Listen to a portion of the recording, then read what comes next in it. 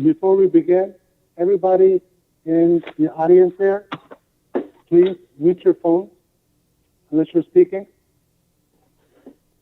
And everybody at home, this is a workshop.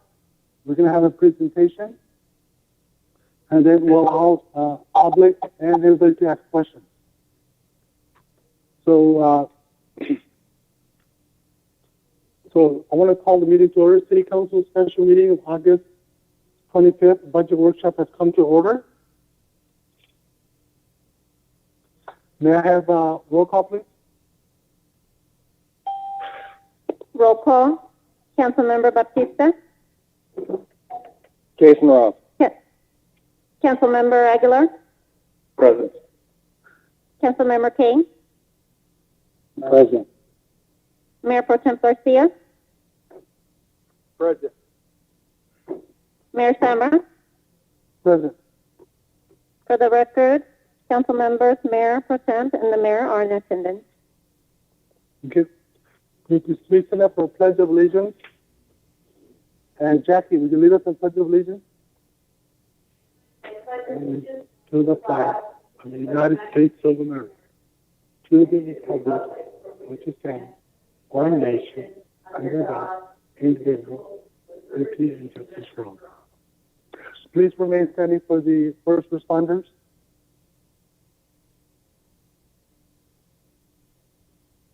Can we, first responders and military members, please take.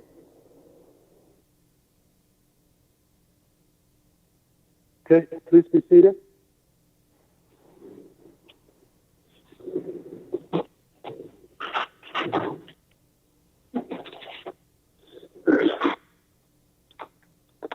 Any changes to the agenda?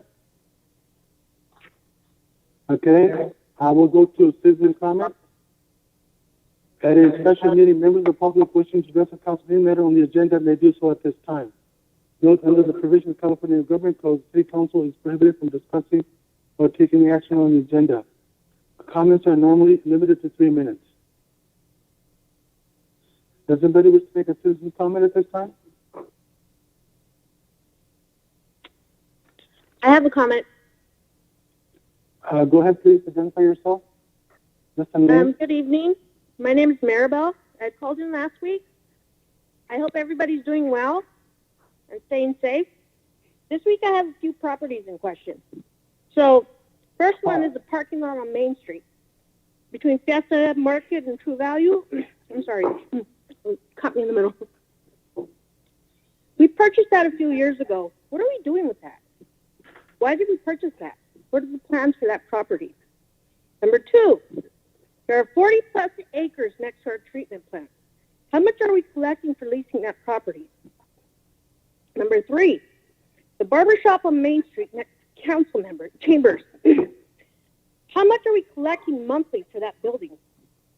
There's a property that the city has for sale in Olive and North Main Street. What is the status on that sale? Has it sold? So my questions have led me to believe that Mayor Samra has used his seat for personal gain.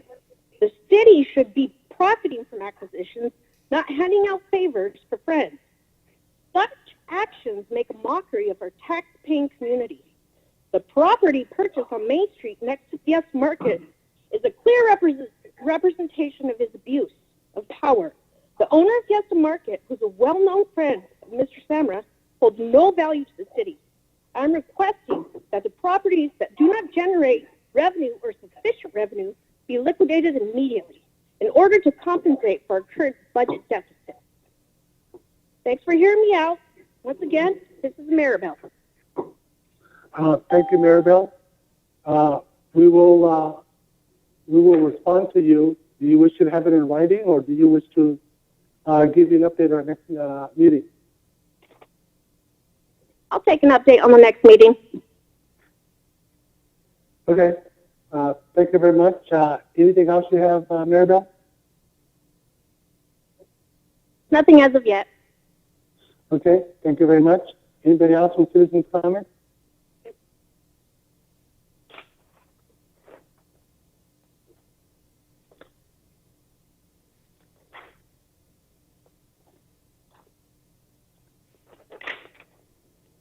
Is there anything else from citizens' comment? Seeing nobody come forward, the citizen comment is now closed. Actually, Mayor, I'd like to hear some of the responses for Maribel's questions from. Okay, go ahead. Please. Maribel, this is Jose, the city manager.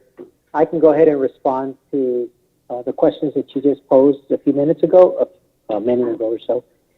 So in reference to the property next door to the council chambers, that particular building does belong to the city of Livingston, and there is currently, I believe it was a 5-year lease, and I think we're like at the 3rd year of that 5-year lease.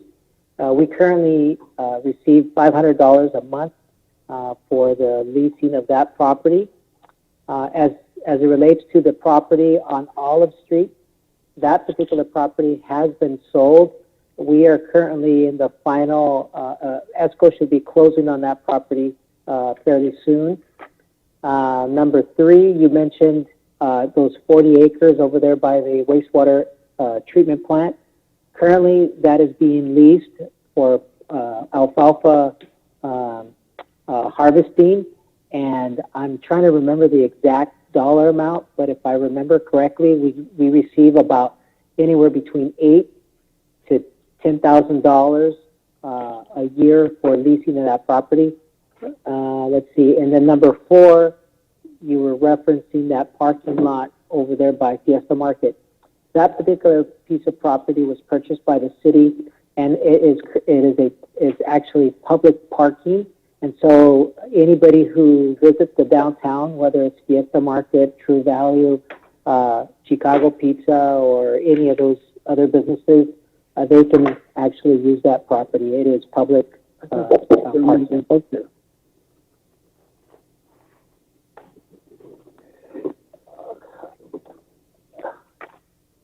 Can I jump in? I got a question about those 40 so-called acres. Why are we leasing them so cheap?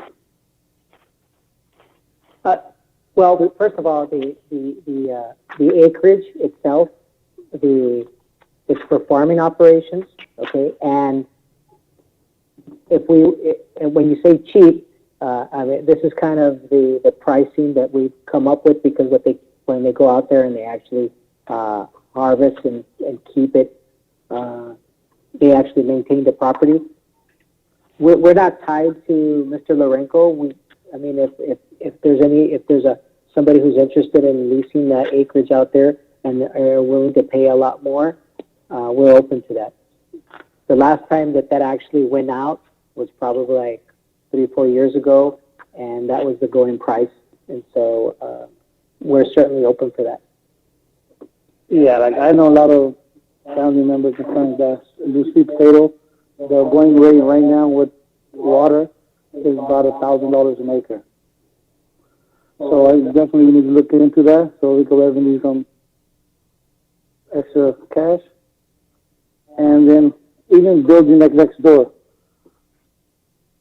$500 is cheap, because when we're paying $500 for a city-owned building, in return, how much are we paying for the senior center over there? For the senior center, we pay $1,000 a month for the use of the senior center. But let me just comment on the building next door. That particular arrangement was done prior to me coming to Livingston, and so we have a contract in place. Unless that contract is broken, we have to adhere to the contract. However, it's my understanding that there were special arrangements that were made because there was a number of improvements that were conducted to the building, and so that's kind of where the $500, I believe, came from. But certainly, once that lease is up or the lease is broken, we would be looking at trying to address a higher rent, something that's more appropriate for this area. I'm not trying to blame you. I just wanted to know why we're renting out so cheap here and paying double the rent over there. I wasn't trying to blame you. I was just trying to get the answer to the question. No. I wasn't taking it as blaming me. I was just giving some backstory, because if I'm being a little not complete, it's because I don't have information going further back in terms of the actual details, but that's my understanding. Okay, thank you.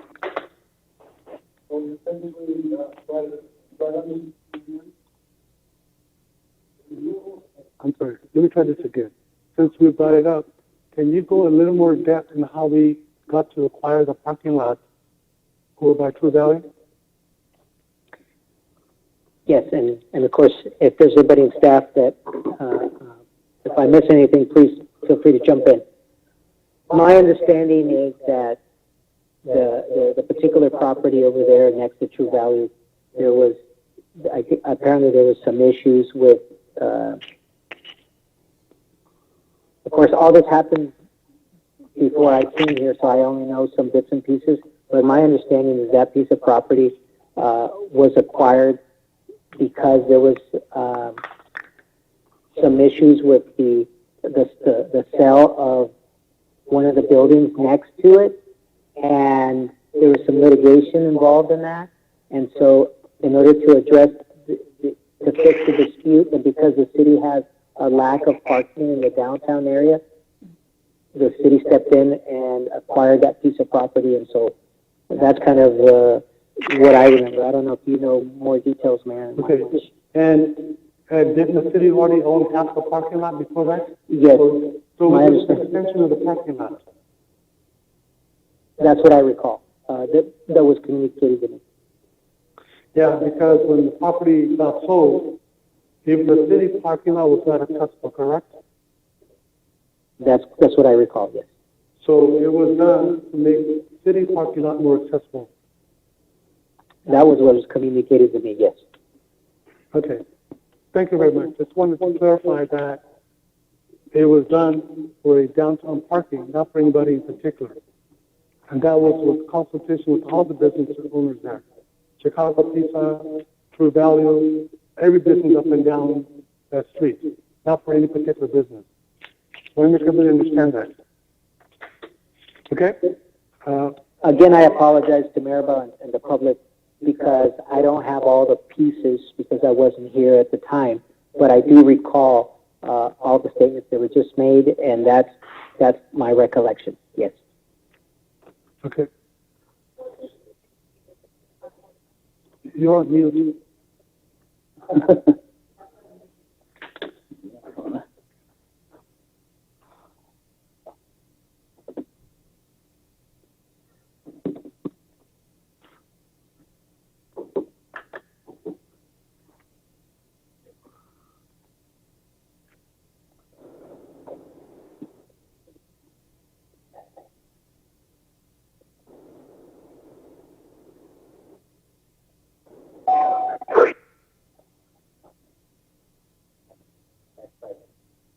There was a question by Councilwoman Baptista about the property in between the Dollar Mart and the clinic, and that property does not belong to the city. It's actually privately owned. I got one more question, Jose. Go ahead. The taco truck next to the barber shop, do they pay rent to us or to the barber shop? No, they actually have a separate lease to us. I don't know what that dollar amount is, but staff might be able to share.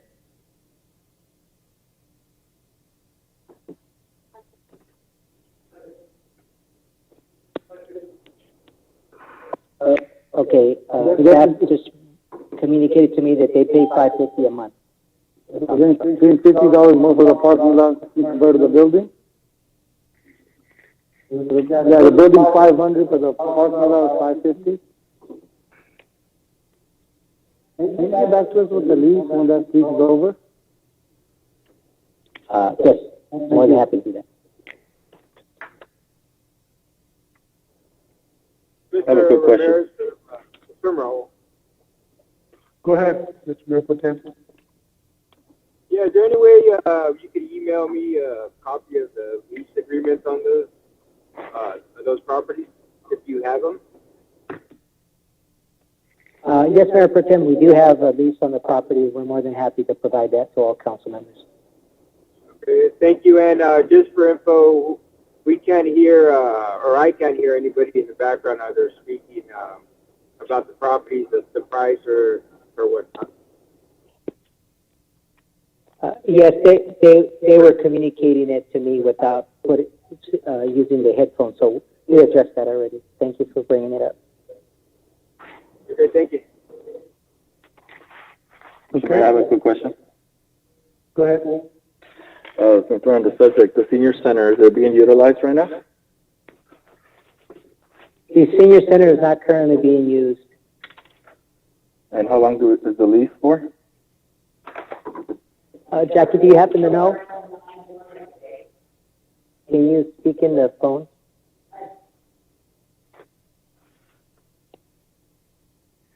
So the senior center is used Monday through Friday from 9 a.m. to 1 with the county senior feeding program. So we are using it. Paying. We pay $1,000 a month for the senior center. No, are we using it right now? We're using it Monday through Friday, 9 to 1. And then we have let community groups that have small meetings use it.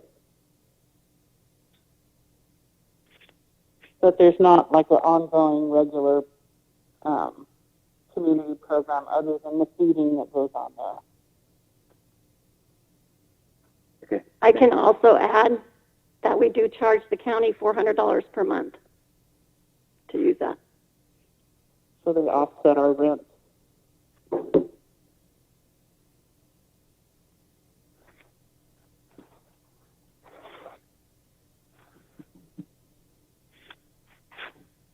Anything else, Mr. Engler? Okay, just for the record, so anybody, any business around that parking lot is able to park there, including their customers? Yes, it is a public parking lot. Anybody can park in that parking lot. Thank you. Okay. Anything else before we go to the budget? Okay, if not, we'll go to the budget. Vanessa? Before Vanessa starts, I just want to share a little bit with council. First of all, this is our third workshop, and thank you everybody for being so patient and working with us, and especially the public. A little bit of information. I emailed council earlier this morning. Some good news that has transpired in the last couple of days. There's been a little bit of influx of some revenue that was a nice surprise for us. First of all, typically what happens is this. There's money, when the taxes are actually collected, they're allocated to different entities and they're coded. And sometimes these allocations are miscoded. So to our favor, HDL, which is the firm that we work with, identified that there was some revenue that should have been coded to the city of Livingston and was not. So they reversed that miscoding. And so Emerald Textile Services, as you know, who last September started with their operations here, well, we get a one-time tax benefit from all of the equipment and machinery that they actually installed.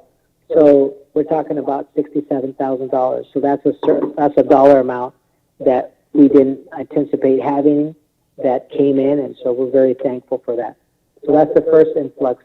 The second influx of money is that you all might recall that the state pushed off the April 15th tax date to a July 15th tax date. And so there was some adjustments there as well, and so we got an influx of revenue of about $120,000. So we're going to be talking about how all of that interplays with our budget and moving forward. So I'll let Vanessa take it from here, but again, some good news.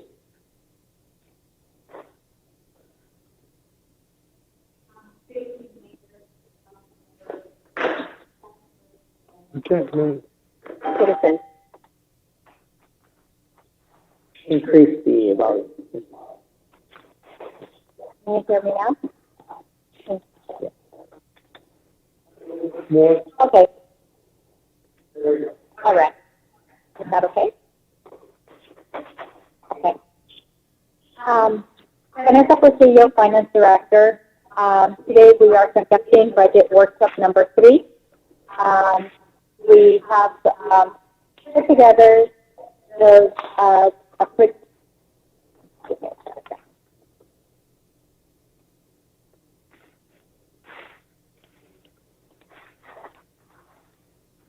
We have a quick overview of what we will be reviewing today.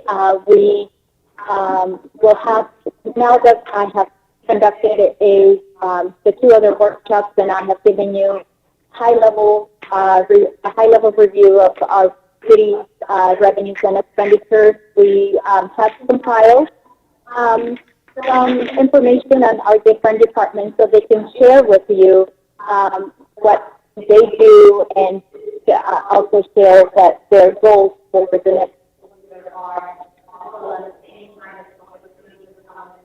She's cutting out. They're presented to them.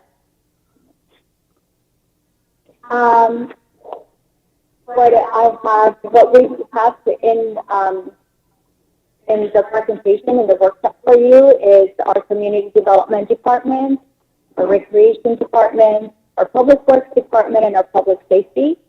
We will then go into a overview of how we staff is recommending to balance the general fund. Using some of the information that city manager just shared with you, we have some good news to share tonight as far as one-time revenue sources that will be helping us to offset the deficit that we presented to you in the previous workshop. We will go through the enterprise fund, and we will open up for any questions that you may have or any other follow-ups that you might want to touch on. And I just wanted to point out that our budget document, it is available to the public online through our city website.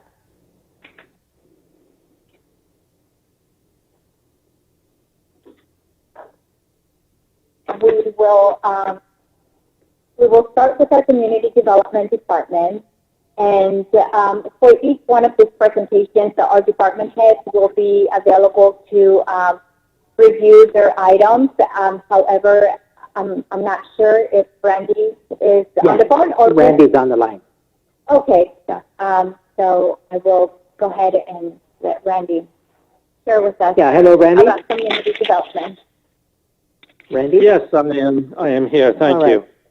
All right, we have your slide on, so take it away. Okay. The Community Development Department consists of 3 related functions. The building section, the planning section, and the engineering section. The building section is charged with enforcing the state building codes for new construction and remodels, issuing building permits, checking plans, doing all of the review to make sure there is life safety on all of the issues. They often work closely with the fire department, and this is an activity that is relatively in demand in the community. It rises and falls with the level of overall construction activity. But in a future, the next slide, I'll talk a little bit more about all of those things. But then the second division or section is planning. The purpose of planning is to enforce the city's land use regulations and making sure that we comply with all city requirements and the requirements that the city must enforce through state requirements.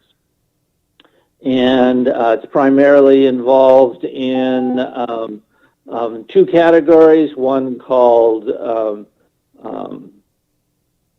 current planning, which is the day-to-day activity of enforcing setbacks and standards and parking conditions on new construction, remodeling, and making sure that working hand in glove with the building section, making sure that the new construction complies with all federal, state, and local regulations and standards. Another function of planning is the advanced planning section. That's where we maintain the city's general plan. A general plan is a requirement from the state of California, and in that we have various chapters. They're called elements, and we address a whole variety of topics, most of which that are required by the state, but some of which we have added and because of local interest and local discretion. I want to add that the city is in the early stages of updating that general plan. We are in the process of, and will bring to council shortly, an existing conditions report, which is kind of a baseline of what's going on in the community demographically, environmentally, and in terms of land use and other uses. And then that traffic is one of those uses. That feeds into the process where we develop policies and goals and so forth for the future. And this is a approximately year-and-a-half long effort to update a general plan. And so that's an effort that planning is involved in. And then engineering is the third and final division of the department. And that works closely with both building and especially planning in terms of the provision of sewers and waters, the actual location of those lines, not the operation of the sewer plant or the water wells, but the actual provision of those infrastructure services to the various land uses. Also, engineering is heavily involved in traffic.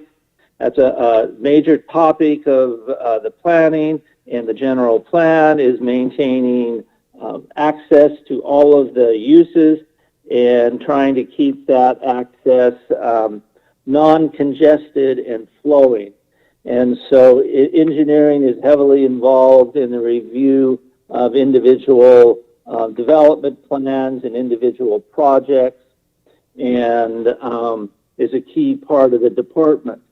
Now, you'll notice on the slide in the kind of violet box that these are the position titles that exist within the department, and you'll notice by the asterisks, almost all of them are contracted out. There's actually only one city employee in the whole department. All the rest of the personnel is contracted personnel. The building officials, the building inspector, me as the planner, the permit technician, the city engineers, all of those are contracted positions, which gives a great deal of flexibility on the city to increase or decrease the hours of those contracted positions depending on the needs of the city as it reacts to development proposals and building activity. Now, the next slide talks about the various work tasks that we foresee for this coming fiscal year we're into now.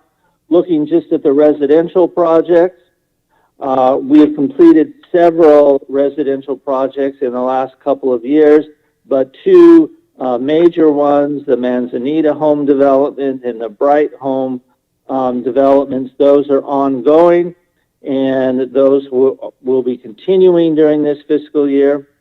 The Manzanita development is quite large, and so it will continue in the next fiscal year as well.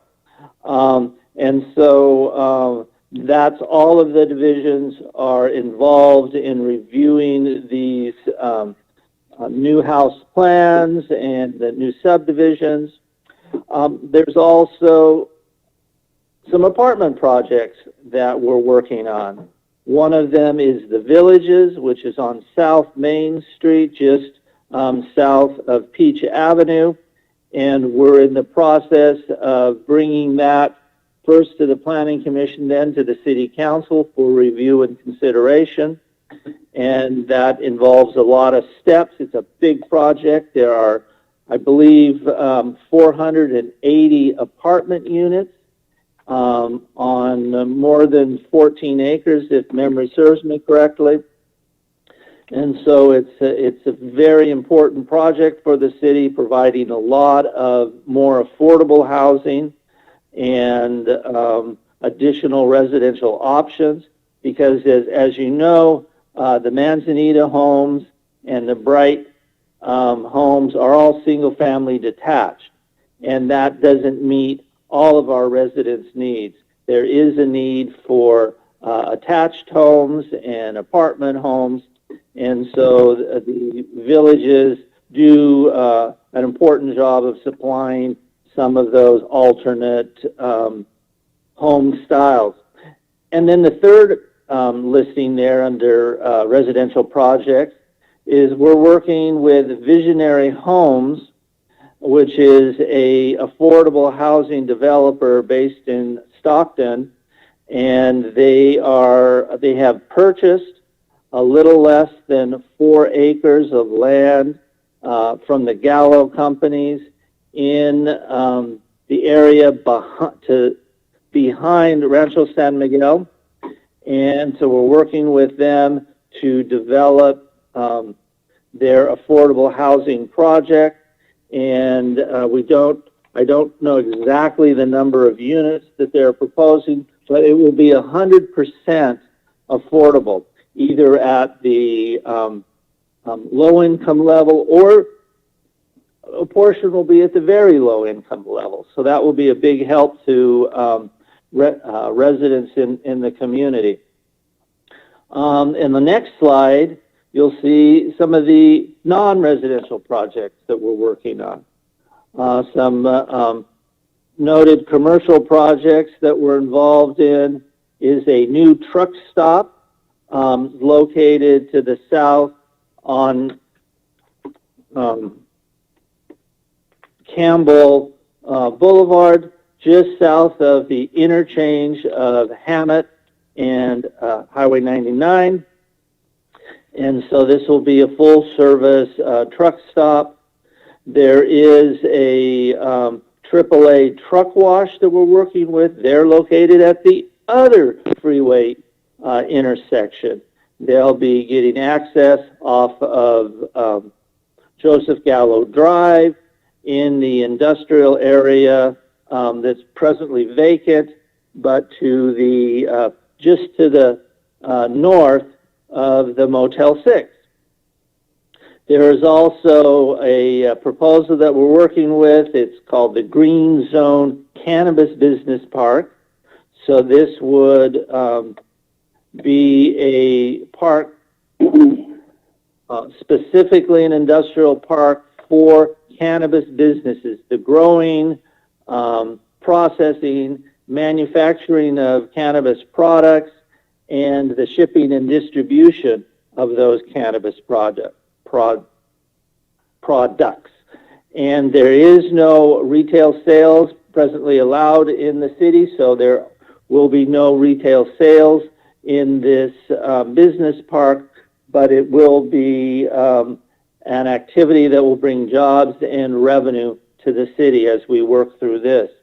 Also, the balance of the Gallo land behind Rancho San Miguel, the Gallo companies is looking to develop that into a mixed-use area with additional residential in addition to the Visionary Homes project. There are some other ideas they have for some residential, but then there would be various office uses, medical office, professional offices, things of that nature, perhaps some retail activities as well. We haven't really got a fully fleshed out proposal from Gallo on that, but that's a project we're working with them. And then there's a variety of smaller projects that are dotted throughout the community, and we're working with them to develop those. And, you know, all of these projects add to the city's tax base. They add to retail opportunities for residents and retail sales tax base to the city. And so we're actively engaged in that, encouraging those types of uses to come to the city. And this slide, the last item on it, notes the general plan update. A major activity that I alluded to earlier that we are undertaking, and this is something that cities should do every 10 or 15 years, and it's been over 20 years since the city has updated its general plan. So we're definitely due for it, and that's something that will have a lot of community input, and we're figuring all that out in the age of COVID-19 and how that's going to proceed. And but that's something to keep an eye on, because that's going to be an ongoing effort for the next year and a half or so. And then the final slide talks about funding and expenditures and so forth. Now, one of the unique things about the Community Development Department is there's a lot of revenue that comes into the city for the provision of the services that we provide. The largest source of the revenue are building permits and plan check fees for new construction. But there are also a variety of other permits, planning permits, and engineering permits, and other types of building permits that come in that generate revenue to the city. And so you can see on the proposed bar graph for the current fiscal year for 2021 that the exact numbers result in the income coming from all these fees cover 89% of what we anticipate are the expenditures for the department. And so there is a relative modest amount of general fund support for the department's activities. That's reasonable because some of the activities that we do have citywide applications. They're not 100% of what we do is not to provide services for new development, but there are a variety of activities that we're involved in that provide services for the general resident or the general taxpayer. And so a modest amount of general fund support is appropriate, but it is modest. It's less than, just a tad less than 11%. So that's, wanted to bring that to your attention. Now, I'll be happy to respond to any questions. This concludes my prepared remarks, and be happy to respond to any questions. Just a couple of comments in the tail end of Randy's presentation. Two things. One, as part of the proposed budget that we have for this fiscal year, is currently the permit tech is 5 days a week, will be only servicing us for 3 days a week under this proposed budget. And then lastly, one of the things that we mentioned at one of the previous workshops is that we really do think it's time for us to look at updating some, if not all, of our planning fees. So that's something that we'll be bringing before council soon. Thank you. I got a question. For the position that you're cutting those 2 days for, how much money will be saving from that position? And then how is laid all the projects? $1,000 For 2 days? to save on that position. That's correct. And would that delay any of our projects? Or are we expecting that person to do the same amount of work? So again, as we started this conversation, this is one of those particular areas where we have to look at making adjustments. So the more projects that we have, influx of projects and things of that nature, we can ramp it up, et cetera. As of right now, okay, the majority of the projects that we currently have are already in the process, are moving ahead smoothly, and I believe that with 3 days a week, we should be able to manage. Of course, keeping in mind that this was the direction that we were going prior to the influx of some of this money that I just mentioned to you at the very beginning of this meeting. I still think that we can meet the needs with this modification. If council so chooses not to take that recommendation and backfill it, that means that we would have to use $49,000 and go the other way. I think before we start cutting our positions, we need to definitely look at that 40 plus acres we have. See if we could range the money from there so that way we don't lay nobody off, and then we. Yeah. That's the last thing we want. We're trying to grow this town, and then we have nobody giving our permit. That's a very good question, Councilmember Gagandy. However, any money that's generated in those 40 acres, because that's part of the wastewater treatment facility, those revenues they generated there have to go back to the enterprise fund. So there's no bearing on the general fund on this side. But I agree with you. I think if there's an opportunity for us to be able to generate more funds in any of our properties, that's welcome. One thing that if I'm not mistaken, I don't know if that property out there has, if there's irrigation out there or not. I think that's one of the reasons why the alfalfa, because they go by the seasonal cycle.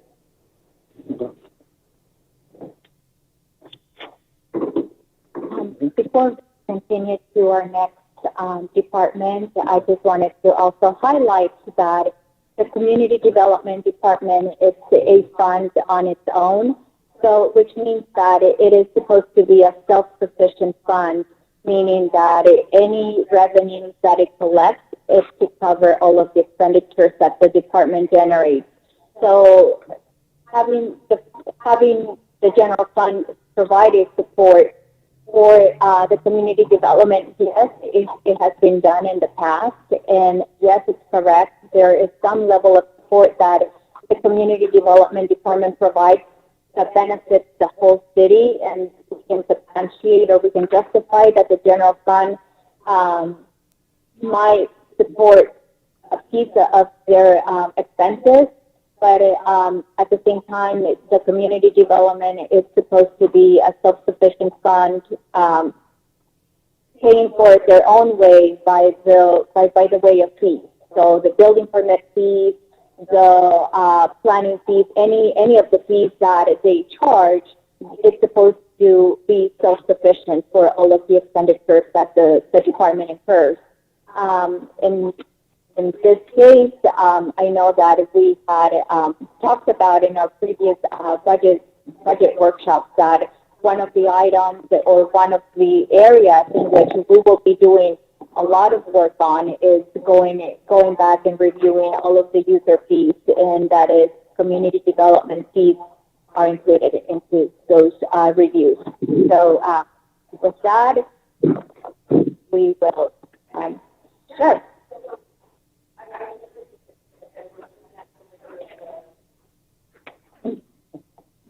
I just heard that what was said is that we're looking at the Community Development Fund to be self-sufficient and that we would provide just some bits of that. But for your 2021 proposed budget, there is that $68,000 that you had up on the slide. Plus, is that from our general fund? Is that the support? That is correct. That is the general fund support. Here, thank you. Here shown in the green, it's $68,000. Prior to presenting this budget, or prior to coming to the budget workshop, we had a full permit technician without any reductions or any adjustments to their hours. So the general fund support from 68, it was $50,000 higher. So it was somewhere in the neighborhood of $130,000.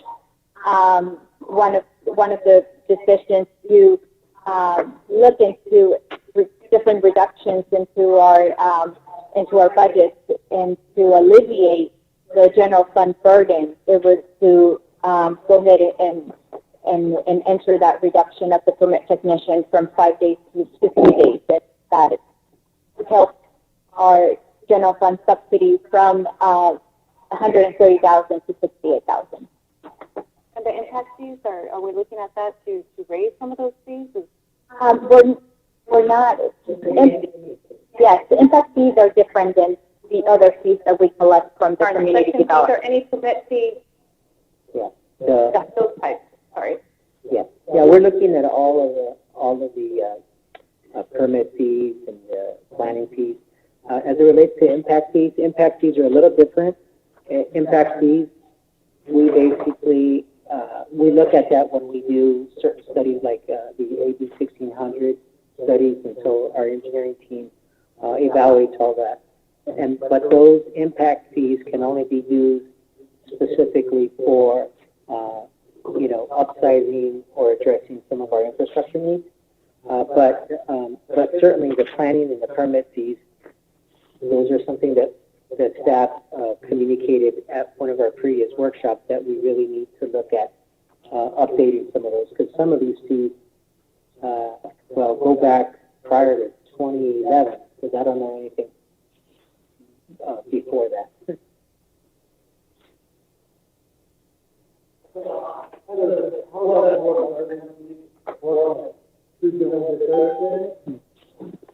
They'll be working Monday, Wednesday, and Friday.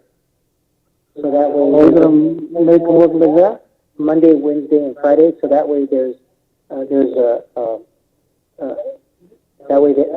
at least 3 different opportunities without having to have a lapse of more than 2 days.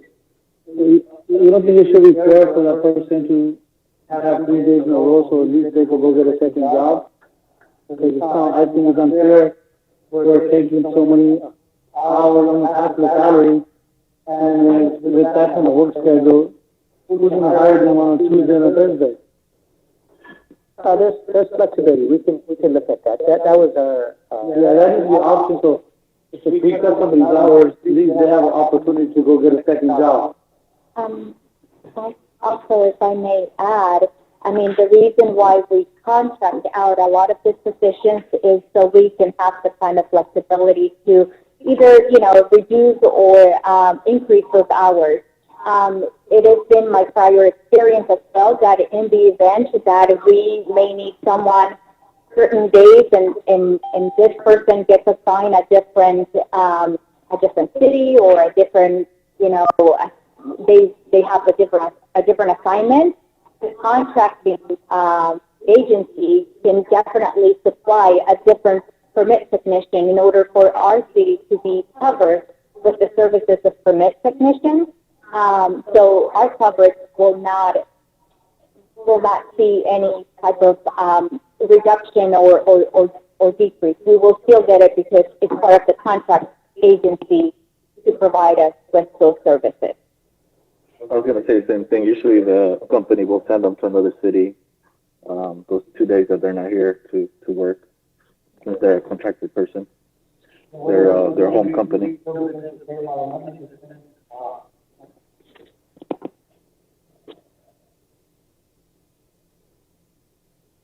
Lost my headset. Well, never mind, go on. Yeah. We used to have full-time employees in planning, and it was costing us more than it is now. Because when projects go down, like you said, we can cut the hours, they come up, we can bring them back more. So we always have a little bit of a general fund support, but it used to be a lot more before.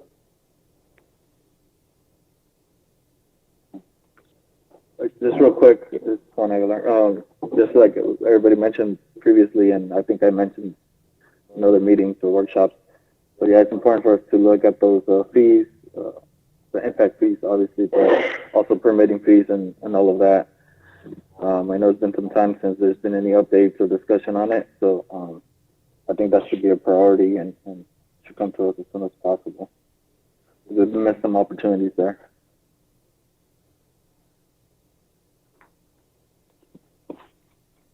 All right. We will move on to recreation. Thank you. Hold on, this is Ro. I got a question. Go ahead, Ron. Hey, for Randy, the building the new truck stop, that sounds all good and good. However, have we taken consideration the interstate or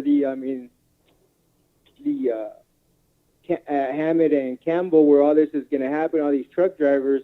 I mean, have we taken consideration, road maintenance there? Just look over at the TA, that intersection there. It's pretty, it's getting messed up by all the truckers going in and out of there. Have we thought about that? Yeah, Mayor, this is Jose, the city manager. I could jump in real quick there, Randy. Okay. So basically, just a little bit of background for council, just recollection. We actually, in anticipation of not having the same issue that we have at Winton Parkway, we actually went out and we asked for some of our Measure B regional funding money through the MCAG, and at the last council meeting, we actually got that approved, the contract approval for the expenditure. So there's $1 million plus some additional dollars that we have already allocated. So for a total of about $1.4 million. So we're actually designing, and we want to do the full layout of the intersection on Campbell and Hammett ahead of time. And then the other piece to that is that all development in that area, they have to do a traffic study, and as part of that traffic study, there's a percentage that they're responsible for, and they have to pay their fair share towards the improvements. So, yeah, you're absolutely right, Nicholson. All of those things need to be addressed and talked about, and so we're actually ahead of the curve on that, especially for that intersection. Okay, thank you, sir. Thank you. You're welcome. Yeah, just to add to the city manager, that's one of the key requirements of the planning review of new projects is how they impact the city's existing infrastructure, whether it's streets and roads or sewer lines and water collection facilities and drainage and so on. So we're very, we utilize the environmental review process for that. That's what it's designed for. It's not only to protect endangered plants and animals, but it's also to identify impacts of new development and have that new development pay its fair share, just like the city manager mentioned. It's very integrated into the whole review process. Developers and builders are very aware that that's part of new development. And so, in fact, we've got 2 or 3 of these environmental studies going right now. And the big issue that most of them, not all, but the big issue for most of them is traffic impacts and how they impact our interchanges, the freeway interchanges, and major arterial intersections within the city. So that is a key part of the planning review process. And that all comes out when those documents are taken to the Planning Commission and onto the City Council for review and potential approval. And so we have those full documents available, and I prepare staff reports, and we can fully explore those at a public meeting. Thank you. Thank you, Randy, for clarifying some issues. Thank you, sir. Okay. Councilman, any further questions? Okay, Jackie? Good evening, everyone.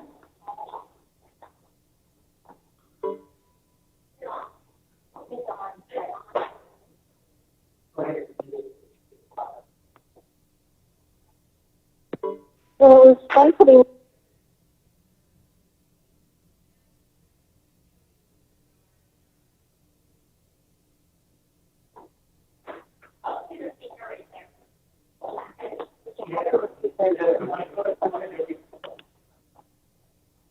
Okay.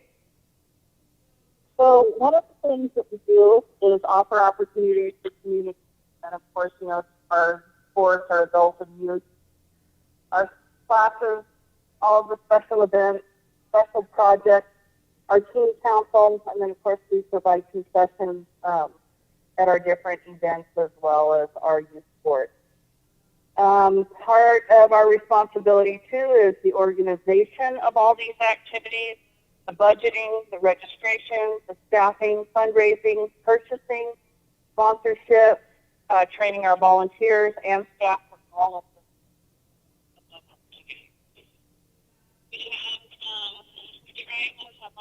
development of partnerships with our schools, our districts, our nonprofits, and community service organizations.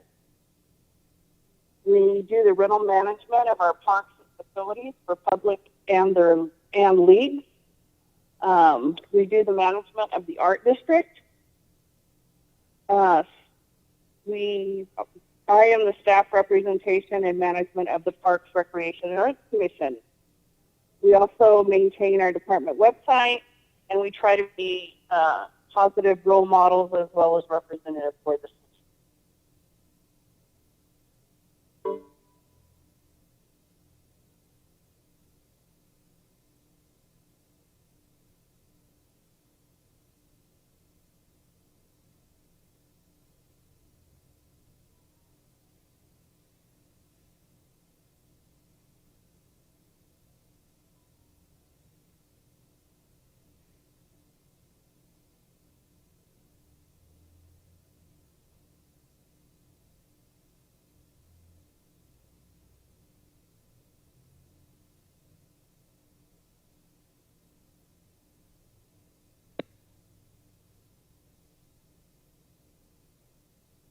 This is the next slide. So it's number 2.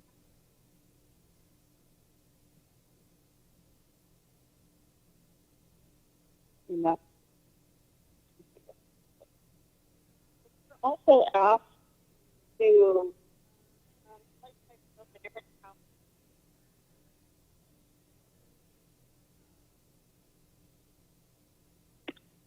one of the things that we struggle with is being able to offer quality programs with minimal costs.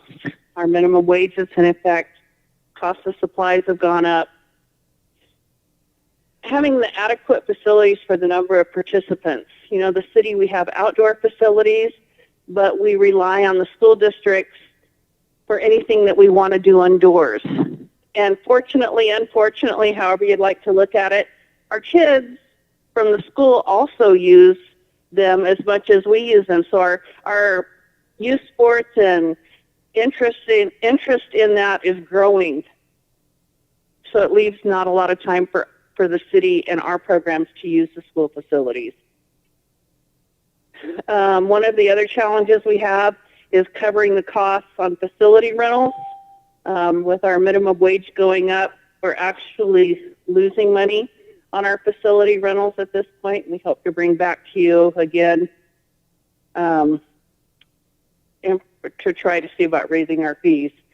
And so that would bring us to this challenge of obtaining reasonable, fair fee increases. Many of our goals, and one of the things that's awesome in our department is the community loves us. They love the opportunities that we give to their kids. The parents love being involved. You can see by a turnout, Livingston is amazing. We offer something, everybody shows up for it. We have great relationships with the schools, with the school district, and the nonprofits. They're willing to help in and help us make happen what sometimes we struggle to. We have the support of you all. We have the support of the Parks and Recreation Commission, and then we have very generous sponsors. So we're very, very blessed. Next slide.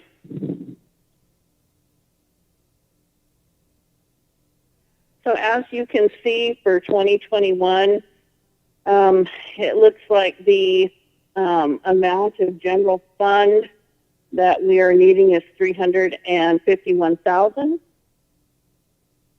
So we are up from prior years. Everything's getting to be more expensive.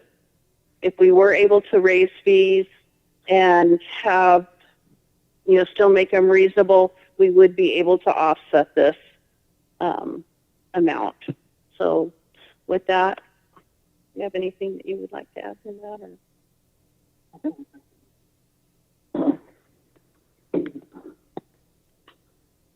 I would also like to make a point here on Jackie's budget that there was a part-timer, and that part-timer is not reflected as part of this next fiscal year budget, and that's a savings of about $19,000. Council questions? I have a few questions. Jackie, can you talk a little bit about how the COVID situation has impacted your department and your budget? The COVID situation, it has created a situation where we have not been able to have our programs. We get all geared up and we think, oh, good, we're going to have this, and then people register, and we have another setback, and we have to return the funds. So it kind of makes for an uncertain future. If programs are continuing to be canceled, then that's going to look a lot different at the end of the year. I have another question. Well, that leads to my other question. I know there's an increase in the general fund help revenue coming into your budget. I'm just going over the actual budget, and we have things like the Sweet Potato Festival expense still showing on there. Right. Is that going to be taken from here? The deadline, and so that is, of course, not. And then, festival, we should have had it last week. Considering that we're not having some of these programs, for example, soccer, we don't know about basketball, or adult co-ed, baseball, softball, I would want to see like there's a reduction in cost or a reduction in the actual general fund revenue going into your, am I making sense? What I'm saying? I'm seeing the opposite. See what happens and what doesn't. Okay. So if we can do basketball, is it going to be the full, 2 months, 3 months, or we have to get maybe back to a 6-week clinic? We just don't know. Okay. So you're requesting the full amount just in case. So you hope, hoping for the best. Yeah, one thing that you can also, let me pose a question to you, because I'm sure that there's some folks out there, and even council, that might be interested in knowing. So, for instance, if when you offer certain programs, whether it be a dance course, an art course, or whatever, when is it that you decide that the class itself is self-sustaining, or you only get so many, and you say, oh, this is not going to be self-sustaining, and you decide not to have the class? So our classes are done with private contractors, and so we come into an agreement with them prior to the class even starting. We figure out what their minimum wage, what the wage is that they want to get per hour, and then we kind of work backwards to figure out how many students we would need to cover our costs as a supervisor, should it be something when we have a launch facility they need to go and babysit the class. And so on our registration forms, or on our registration log, it says we have to have a minimum of 8 kids in order for the class to go. So we will wait till the very last second in hopes that the class will go before we actually cancel it.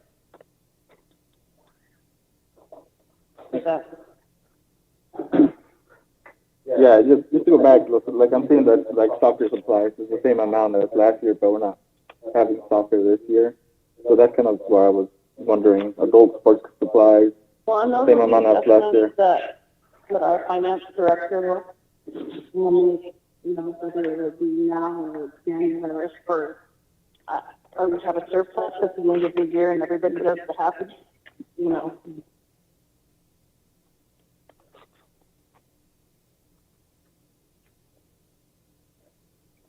Thank you. I guess I would like to see a more reflected more realistically, at least considering that we know for sure probably soccer, unless we're planning to have soccer in the winter or spring, and they baseball. would have soccer year round if we would offer it.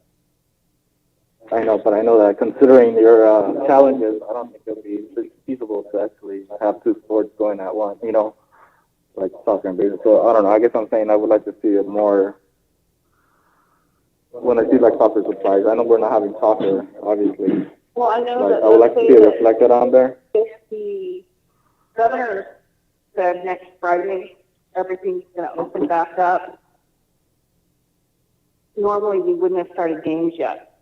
So we would maybe try to put together a number or something, to offer an opportunity for the kids. Yeah, but I know considering the numbers and what's going on, that's probably not realistic. So I don't know. Yeah, I mean, I'm not sure whatever they want to do. I know. I'm just saying, I'm just wondering, I would like to see more. I don't want to say accurate, because I know you guys work hard on this, but I know for a fact, certain things maybe shouldn't be on there, because I know, for a fact they're not happening. So that's it. I mean, I think, I'm a great supporter of recreation. It's my fault, because when we went through the dress, I did try to take some of those. Actually, several things were already taken out. And I know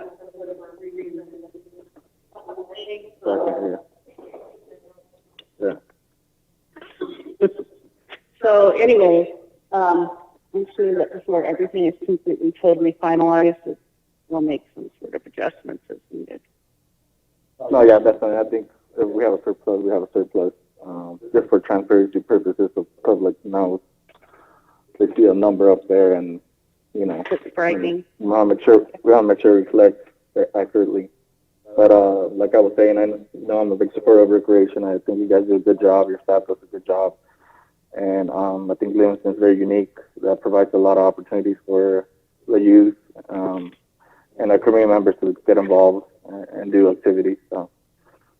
And I might add that too, we have such a great recreation commission, and they're more than willing to try to do some fundraisers to help make sure some programs go or whatever. And matter of fact, on Thursday we'll be introducing our 2 new commissioners for any of you that would like to call me and meet them.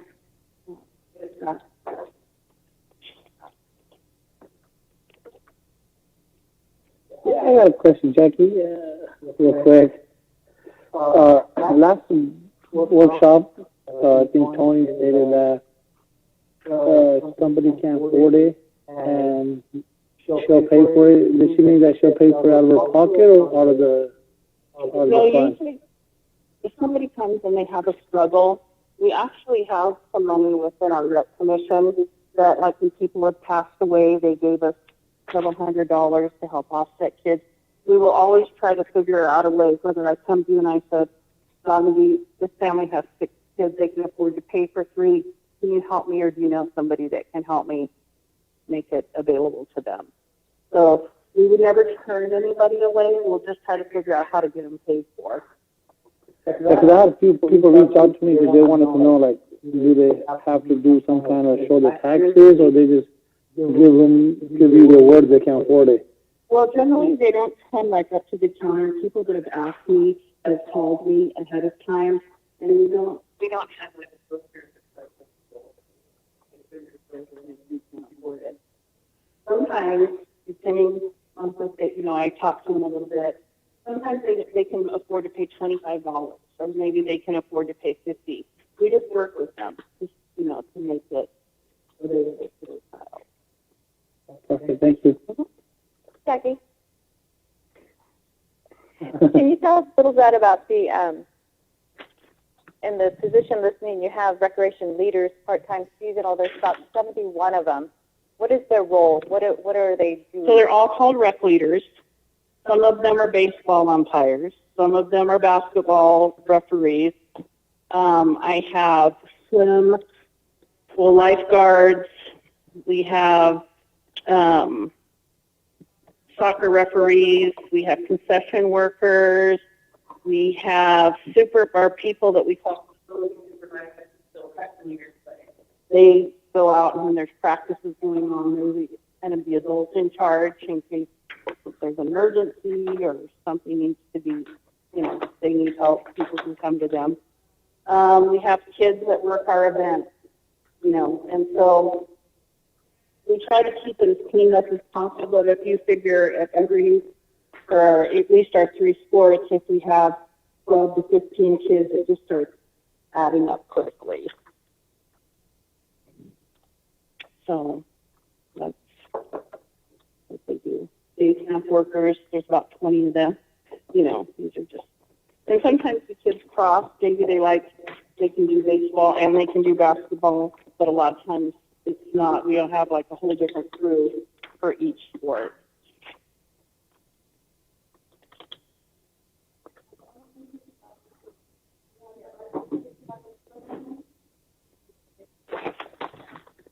Like 10,000? That's for the murals, or the pop-up art that you see around town, or the utility boxes that have been painted, or any projects that have to do with our city art. So these projects that have already been completed have not been paid for? No, they have. But this is for, we still have 2 or 3 more of the pop-up arts that the community is actually requesting. And so those run several $1,000s a piece by the time you pay the manpower, the preliminary, the cutting of the metal, the cement that's gigantic, goes around all over. I mean, there's just,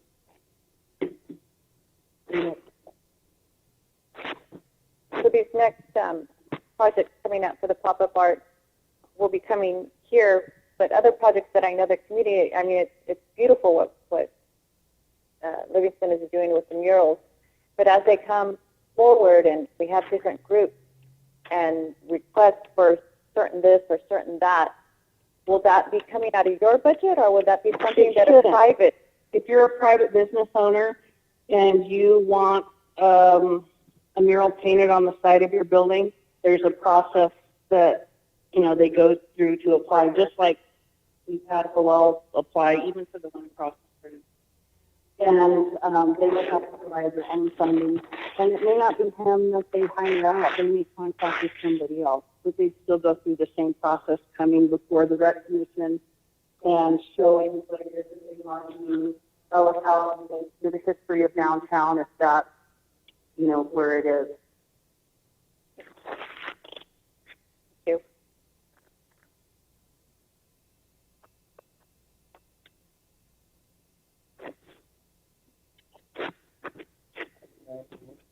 Next up, we have Public Works. Can sorry, this is Juan Aguilar. Could I mention something real quick also? Yes? Okay, so just considering, I know there's $10,000 for the arts, all that stuff, you know. But maybe, I know, considering that our challenges with a budget, I think it's important for us to explore maybe with the rec commission, you know, opportunities for fundraising that could offset some of that money. So I know, like you said, the committee wants that kind of stuff, and they're supportive of that stuff. So that'll be a good opportunity where a fundraising effort could significantly reduce that amount. So just a thought, maybe we could talk about it during the rec commission meeting. It will be a good time on Thursday because we're actually in the process of coming up.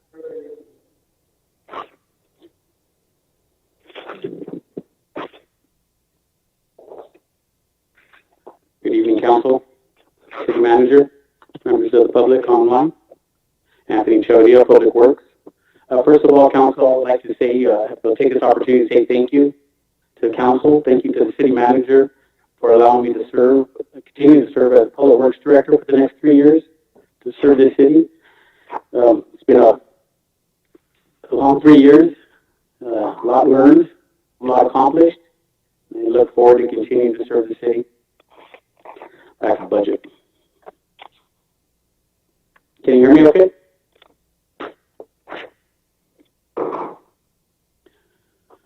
So as most of you already know, the Public Works Department is responsible for the water system, wastewater system, storm drain system, our parks, streets, LMDs, city buildings, city vehicles, and our sanitation department.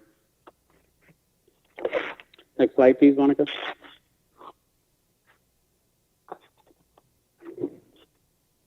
Public Works is tied to all the listed funds in front of you.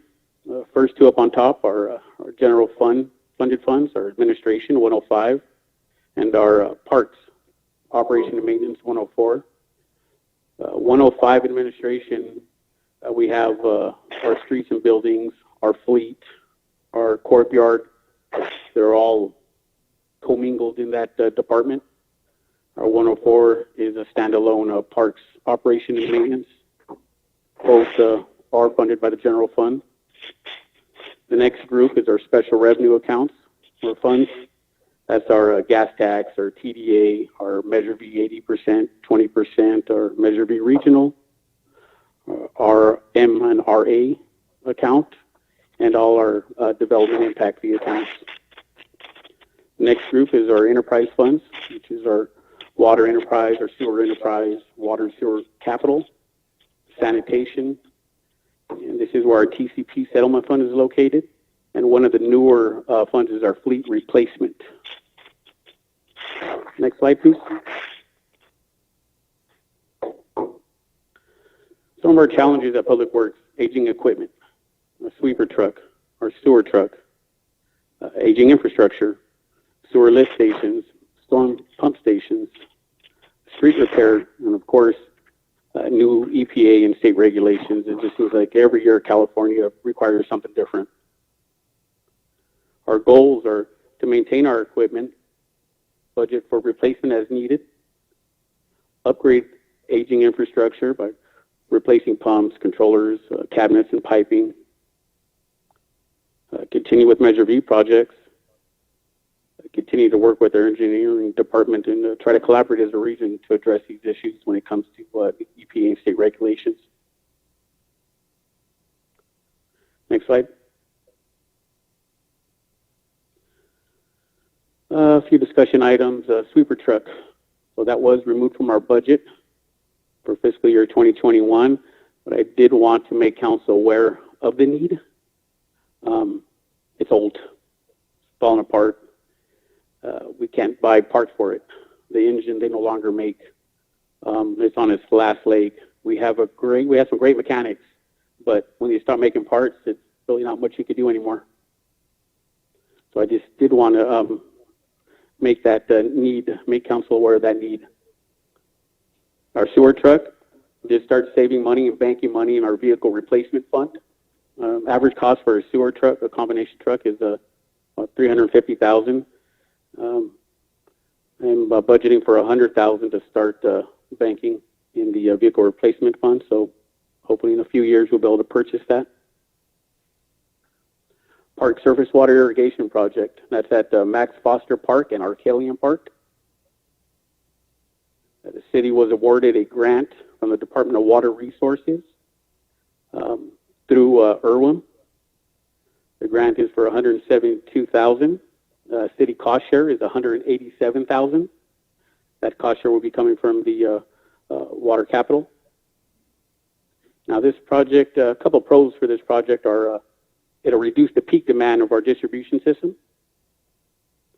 Another pro is it's going to be more cost effective, less costly to pump by using a surface water, MID water, than using potable water to irrigate our trees and our parks and our landscapes. Right now, if we want to water a park, irrigate the trees and grass, we're having to call a well to start. That well starts up, pumps water from 300 feet below. We're injecting chemicals. We're running that water through our media, our filtration system. Then we're pumping it out to the parks. The grass doesn't care what you're watering it with, whether it's surface water or potable water, but it makes sense that we send surface water to irrigate. Multi-use path sidewalk. It's going to take place at Max Foster along Dwight and Walnut. Our city match for that project is $66,000. That'll be coming from the Measure V 20% fund. Our CMAQ grant for that project is $514,000. Next slide, please. Oh, I got put on there a little sideways there, but this is phase one of the project. It's along the Child Development Center. We're going to pick up and put new curb, gutter, and sidewalk along this area right here on Walnut to Dwight, and then new sidewalk, curb, gutter right past Tahama. Now that sidewalk is going to be 10 feet wide because it's going to be a multi-use walk path as well. So that's phase one. There's a question regarding that. Will it have have trees and all nicely done? As part of the project, that's just for the walk path, but that's something that we can incorporate. But does it incorporate crosswalks and stuff like that too? Yes. So we'll have a crosswalk right here, a lighted crosswalk on Tahama to cut across here. That's phase one. There's also one needed on, just so you know, on Walnut, right there in the corner. There's none. Right here? Nowhere. Or the other side. Okay.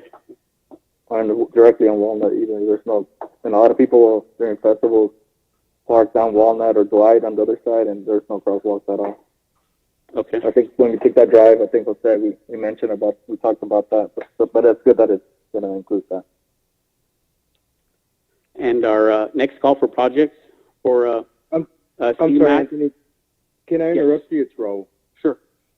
Just since we're on that, I had mentioned to the city manager about, I mean, right now people are driving on the lawn and all that and whatnot. I mean, what do we have in place for that? Like to not have vehicles drive over it and actually go on the lawn there?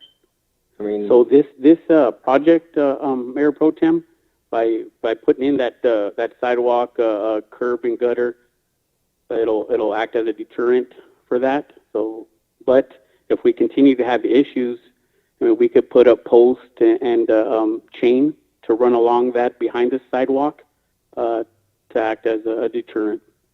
Yeah, I mean, that's what I had brought up to him. And I mean, I was also thinking maybe like lighting, if people walk around there at night, just like out at the Gallo Park, off the parkway out there. I mean, have we thought about that? Like putting lighting on the other side of the yeah, no, we'll keep that in mind, especially for the next call for projects, which is phase 2, So when we draw on that, we'll keep that in mind. Okay, I appreciate it. Just to follow, Mayor Pro Tem, just a quick little note to everybody. At the last council meeting under the city manager report, I mentioned that we're working with UC Merced as part of their futuristic lighting institute. So 2 of the projects that we threw in there as part of their project list is Max Foster Park and also Arcadian. So our hope is that we can benefit from it and get some funding and hopefully use some of that funding from to do the lighting. If not, we are looking at other options, but just wanted to share that with you. Thank you, gentlemen. Thank you. That's all I have. Okay, so our next call for projects for CMAQ funding will be asking for phase 2 of this project, and so we'll be picking up where we left off on Tahama Drive and take it past Trigger. Same thing, sidewalk, curb and gutter improvement, and a 10-foot wide walk path. So that'll start here, phase 1, and hopefully on the next call for project we're successful and we'll continue. And we could talk about putting in a walk path to go through the park and tie in.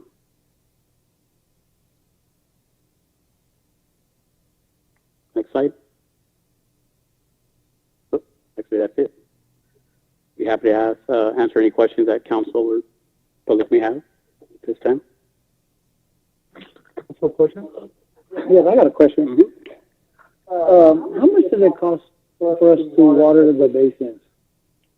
To water the basin, I'd have to do a little bit of research and get back to you on that, Councilmember King. But you want to compare it to something, or you're looking for just I was wondering, you said it costs us X amount of just to get water to the parks. That's why I call the basin. So we have meters there at the park, so we know what we're putting out. So that's something I can get back to you on. But I'll have that's what my thing is, like, why spend so much money watering it when in November and December it's going to rain and the grass is going to die anyways? Do we have like a different solution? So on winter and fall, there's usually not much watering taking place. Also, I didn't mention that's one of the cons about the surface water project is that we'll be using the surface water during the summer, the spring, but there's maintenance that'll be provided on the MID canal, so it'll be dewatered for a certain period of time, so we'll have to go back to potable water. But during the fall and the winter, very little water is needed to irrigate the parks. So most of the parks do go dormant. We can allow them to go dormant and reduce the water. They'll yellow up.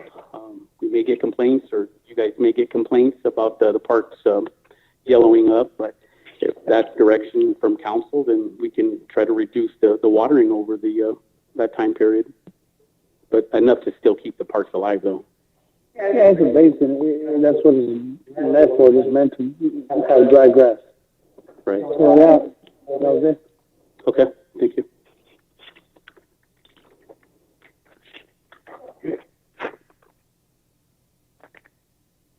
So another question, I know that they were talking about maintaining the park. Part of that is the watering days and hours. I know that we're trying to serve as much as possible, and I get that, Councilmember King is talking about letting some of them go, and we're talking about yelling up in the basin part, but again, looking at that, overall, the city of Livingston, somewhere letting some parks go and letting other parks thrive by watering. But I just do have a question about timers, how many times a week, because and actually going out there and adjusting maybe some of the sprinkler heads or something, because many of them, when you drive by, they are off into the street, and that's not something we want to be able to, I want to, even here at our city chambers and front here, I know we want that to look as presentable as our park. But what about the hours, the overwatering? How much are we looking at to conserve and actually fix so that we're not watering out into the street? Yeah, so Right now, we're not running a very large crew. We're not employing our part-time staff at levels that we usually employ them at. It's very hard for staff to get to everything, along with their normal daily routine duties. But yeah, that's something that we'll talk to staff about. I'll talk to staff about and discuss. Every time they're driving by, we should be looking at sprinklers. It doesn't take too long to jump off and to adjust as necessary. As far as conservation, water timing, we're going to be a lot more efficient. The new program, as part of the evaluation from Train for our water efficiency and lighting efficiency that we just conducted, there's a system that's being implemented. It's a satellite system, so all the parks will be managed from one central location as far as all the irrigation, so it's going to be a lot more efficient. Staff will have the ability to lower watering times, to see how long they're running. They'll be able to detect a leak in the middle of the night. An alarm will be sent to whoever's in charge of that department. So right now we don't have that capability. So it's going to be great, and we're going to come a long ways and be a little more efficient on our irrigation capabilities. Mm-hmm. Okay. I was just going to mention that I know that the partnership and work we did with Train, and that was part of something that was discussed and planned for, and it's supposed to be remotely controlled and all of that.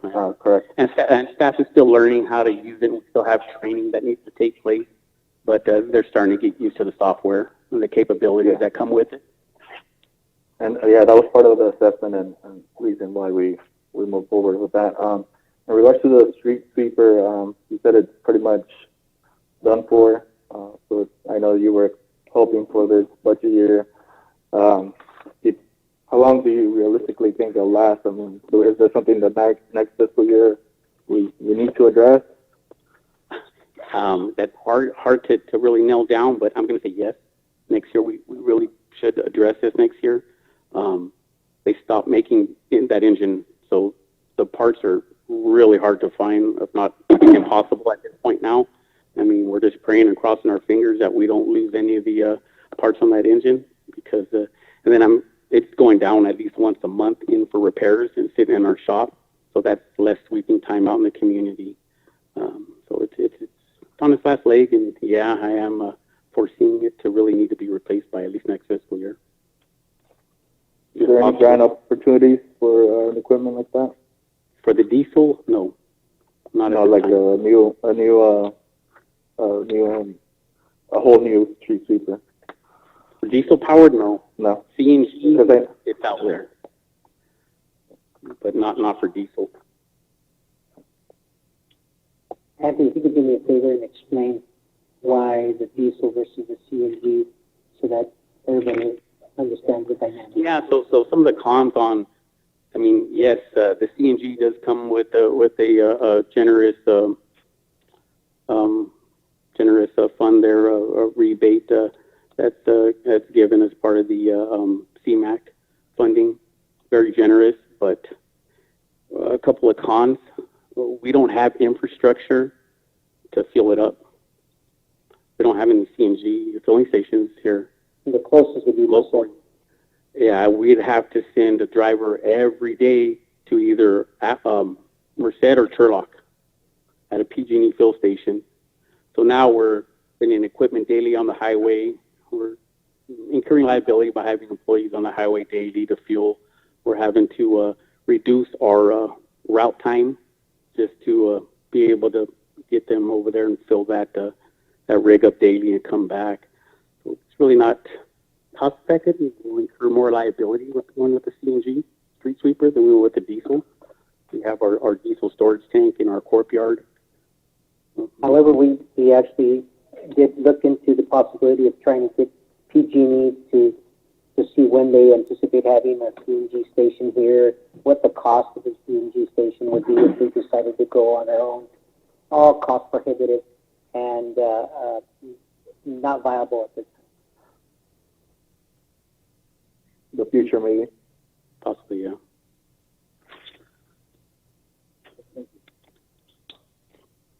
Any other questions? Is there, hi, this is Mr. Moran. I was wondering if I could ask a question. Yes, go ahead, Mr. Moran. Hi, thank you, Mayor and Council. So the question is for, in regards to when there's a request for certain studies or data about the cost of service and maintenance and landscaping, whether it's parks or water basins, can that information also be provided during an open meeting to the general public? That way we can also have access to that.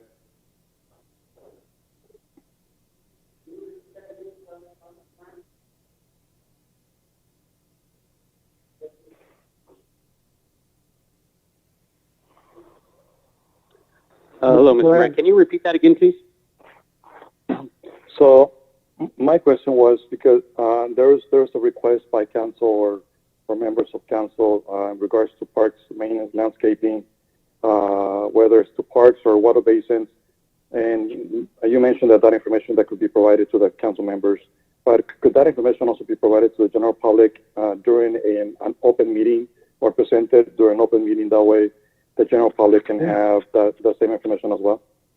Yes, we will. And the question that Council Member King had was how much it costs to irrigate one of the basins. So we'll figure that out and we'll provide that at the next council meeting. Would that be just for one water basin or for all the water basins in the city? Because they're all different. They're all different sizes. I'll take them all. Different. We'll take them all. All of them? Okay. Okay. I got another question about that. Like, if we were to turn one of the smaller basins into a dog park, where we don't have to, bother the grass, would that save us any money? To just utilize the basin instead of a park, it could be for the animals, like a dog park where we don't have to mow it every week. It'll save on irrigation. It'll save on having the water and to irrigate and to buy irrigation parts. I mean, there will be some maintenance operations that will still be taking place. I mean, as far as chemical spraying to keep the weeds down, edging, mowing, or keeping the edges down, disking. So there'll be some maintenance activities that still take place, but there would be a cost savings for irrigation. Can we look into that, some of the smaller parks? Okay. Can you provide a little more detail, give me a little more specifics as far as what particular basin you might want to be looking at? I don't have no basin in mind, but I'm just saying anything that should save us money. Let me just share a little bit of information. We have already looked at the big, huge basin behind your model. We've looked at Lucero Park. Of course, that one doesn't have a basin there for a dog park. We also looked at Fred Warden Park there for a little dog park, and I believe that's it. So what Councilmember King is asking for us is to basically look at where we can look at having some cost savings, whether or not there's going to be a dog park or not, because I know that there's a lot of community input there and whether they want it or they don't want it, but that way we can at least give a number. Okay. I think because, just to jump in a little bit, I think that's something that was need to be discussed during the Recreation Commission regarding dog parks. And I know there was some issues regarding the park, the other side of the freeway. I know there was some community kickback on that. And then I don't know when they were really move forward with it, but I think I know that a lot of community members still asking for that. So I know that's something that seems like the community needs to be involved. Maybe you have further discussions later on with the Rec Commission. Yeah, but just for my clarification, we're not looking for a dog park location really as of right now. No. Cost savings. Just to save some cost. Yes. Okay. Okay, so you'll have that at the next staff report? If we have to go all the way across the board and check all our storm drains, it may take a little bit more time. All our storm ponds. Then do it the following one. That's fine. Yeah. Okay. Okay. Okay, hey, Mr. Moran? Yes. Just let you know that we will put a line item when we're going to put that item for staff report. We'll let you know that it'll be on there for the staff report, okay? Perfect. Thank you, sir. You're welcome. And next up, police department. Before, can I jump in for a second? Go ahead. Well, I would like not to participate in the police fund due to the fact that my brother is a police sergeant. And even though I have no personal interest in his benefits, I would like to step away from this subject. Even in the past, when it came to negotiations, closed sessions, I never participated in, but I just wanted to make that clear. So I will be stepping away. Okay. And we'll have a separated when we actually adopt this. Yeah, we'll when we go to adopt, it's not going to be today, obviously. So what we'll do is we'll adopt the entire budget as one package, and the police budget as a separate action. Okay. Perfect. Yeah, I just wanted to make that clear. Even closed doors, I never participated in anything that has to do with my brother, and I have called the attorney on that. We are getting opinion from the FPPC to see if I could get involved or I can't. So until then, I would just like to stay out of it. Okay. Thank you, guys. Okay. Before you go, Ms. Patel, after the police budget, is there any other presentation for the budget, or does that conclude the presentation? No, we have the section how will be done in the and we also have the section. So, but there are no other department. No other department after. Just wanted you to know that there'll be, other than the general fund, there is no. I'll be in the back. Okay, just so you know, okay? And if there's something comes up, we'll call you up, okay? Okay. Right. Thank you, guys. All right. Okay. Back to police department? You hear me okay? Yeah. Okay. Good evening, Mayor, Council, City Manager, and members of the public in the teleconference. You can go to the first slide. Kind of want to go over our mission, basically that's our policy. Also, just want to let people know that in the event that anyone ever wants to look at our policy, it's on the city website under the police department, and everything is there actually on how we do conduct our day-to-day operations if we ever want to look at our policies. But our mission is to provide a professional law enforcement service intended to impact the quality of life through commitment, education, and community partnership. Next slide, please. The police department is, if most of you don't know already, is a 24/7, basically, a business that we operate 24/7 around the clock. Basically, we preserve the peace, respond to law enforcement service requests, protecting life and property within the city limits. Dispatch are available 24 hours a day, 7 days a week, take 911 and non-emergency call for service. Police officers also are available to 24 hours a day to respond to calls for service, prevention of crimes, investigation of criminal activity. The police department is basically made up of two divisions, the Operations Division and Administrative Division. Under the Administrative Division is the Administrative Bureau, Records and Dispatch Bureau, and the Police Office. But under Operations, obviously, investigations as well as patrol. Can you go to the next slide, please? It was kind of somewhat tasked with coming up with goals that I felt that were very necessary.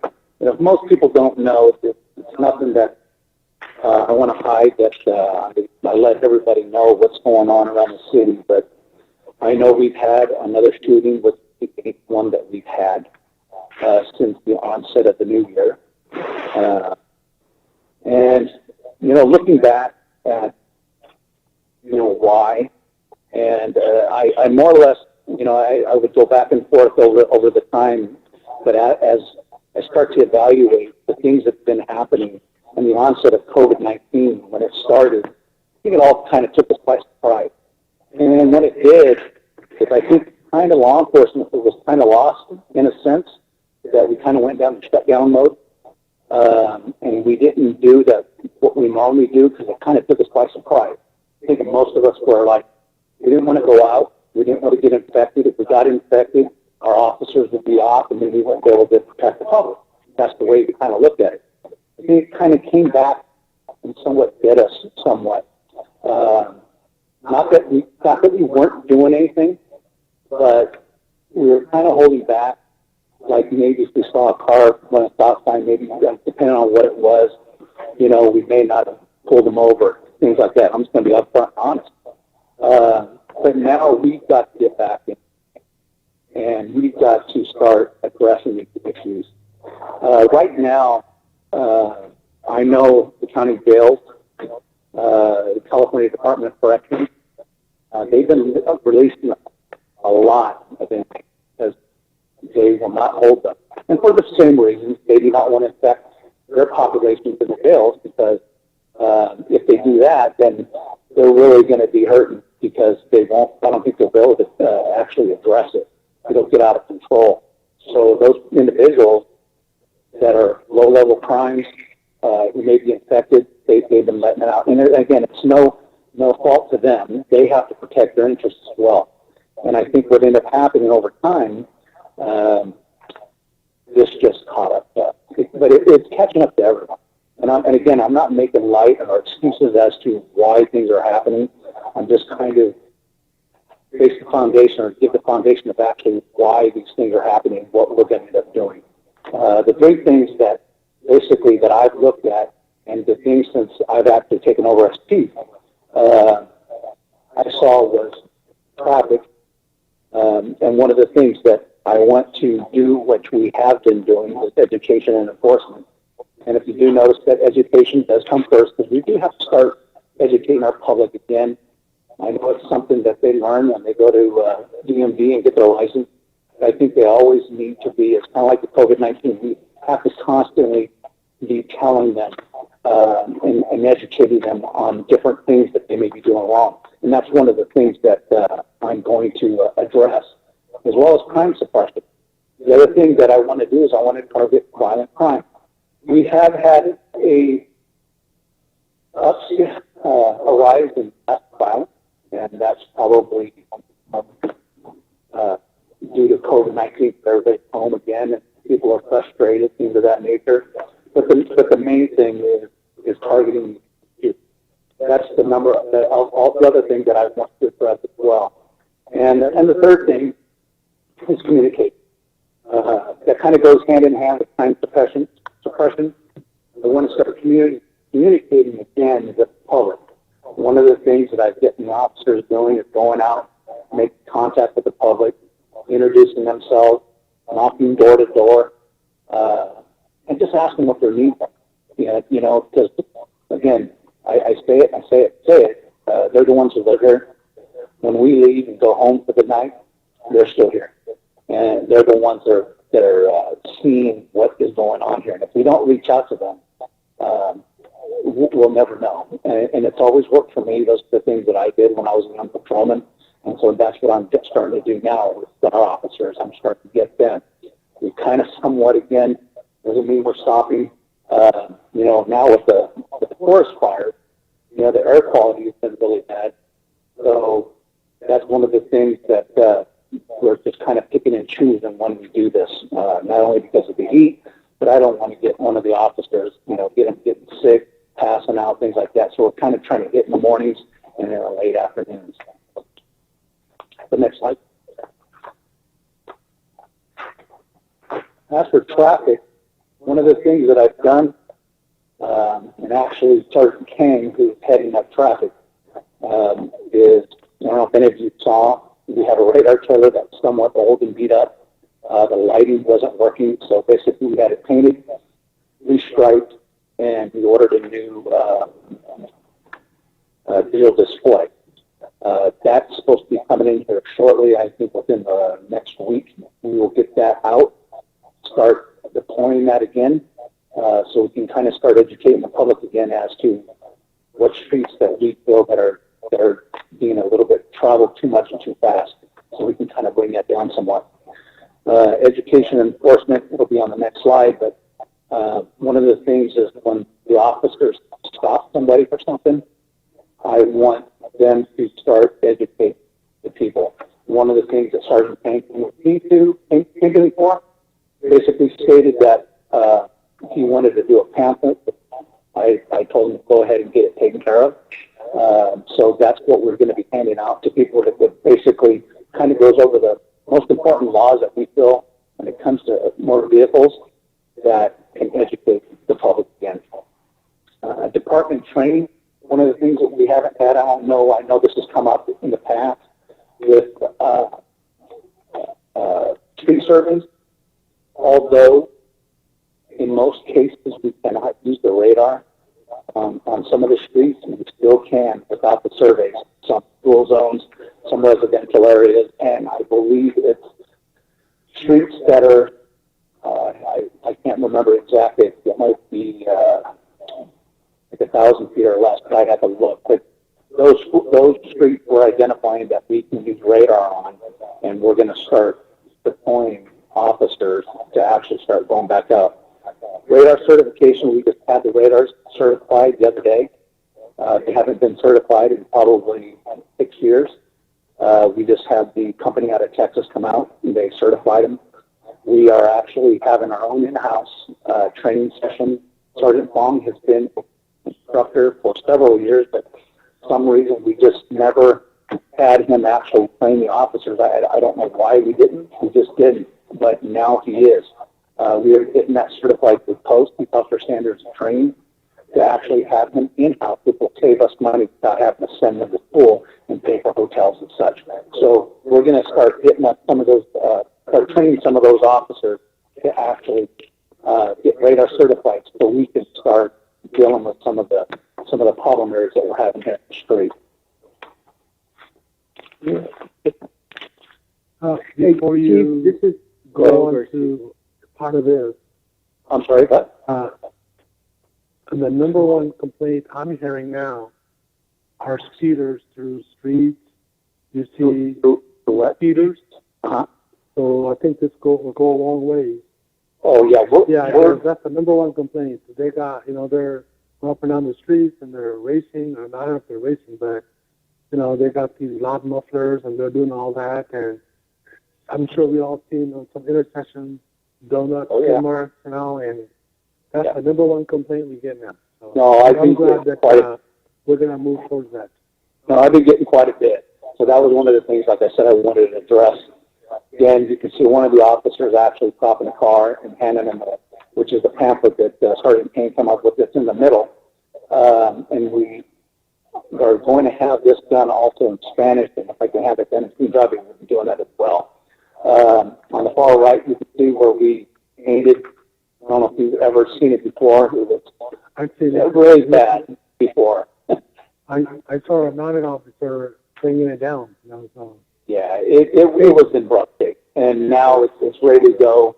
Hopefully by next week we'll have it out, and we'll start, like I said, we're already going to start enforcing the speed laws and traffic laws, but we'll get this out as well to enforce or to educate the public on certain city streets that we feel that need to be addressed. I also understand we're getting a new horse.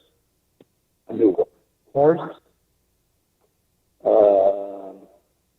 Did we? Yeah.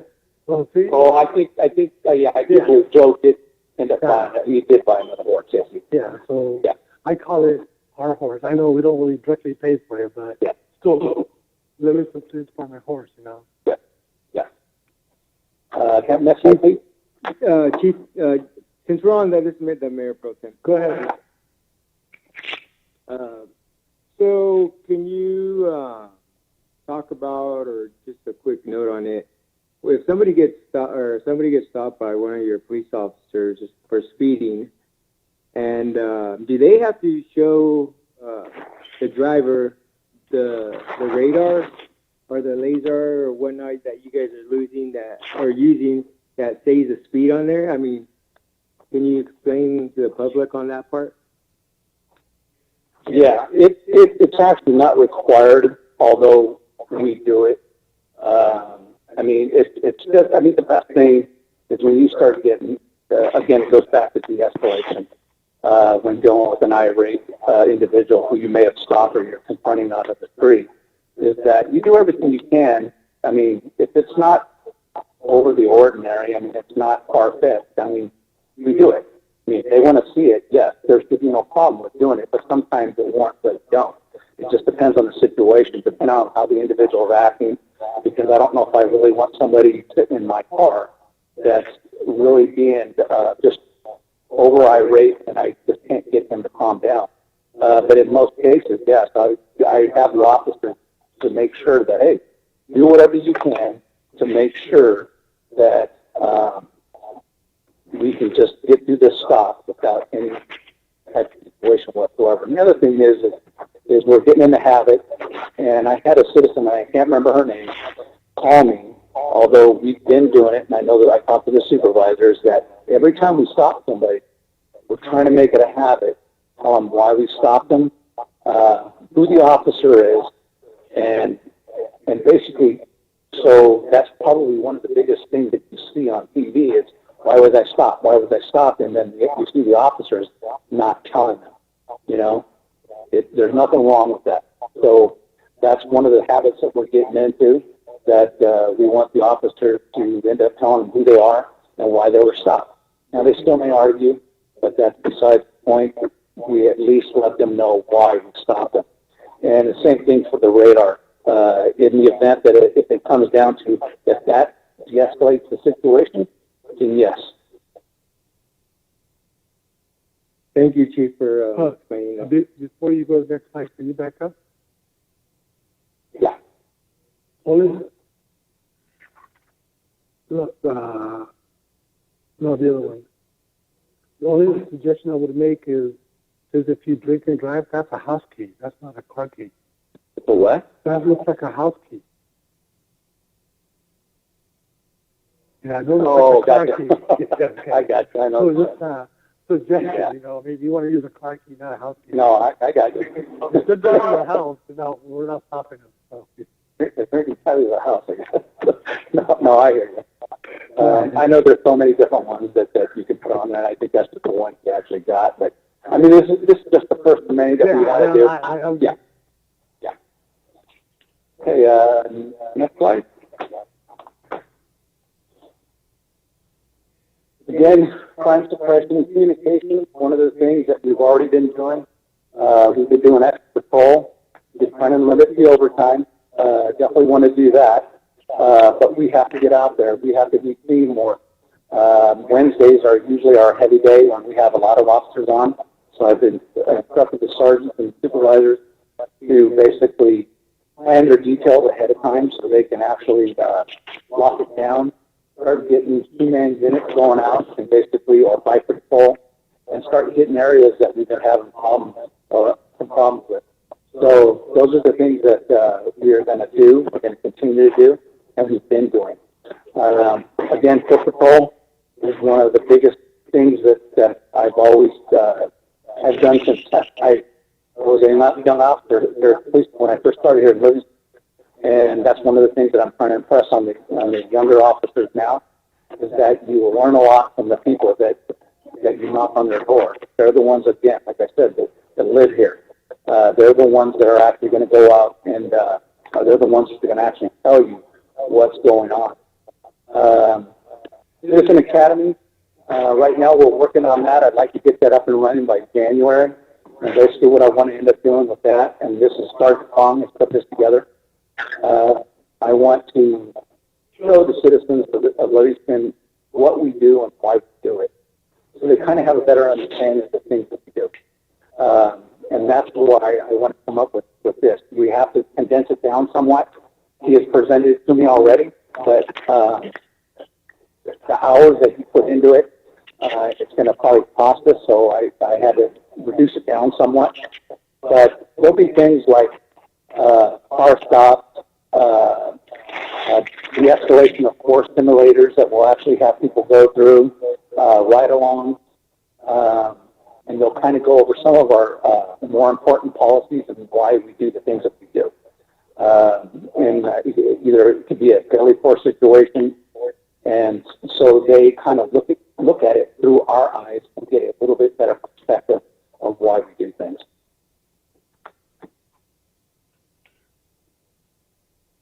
And next slide.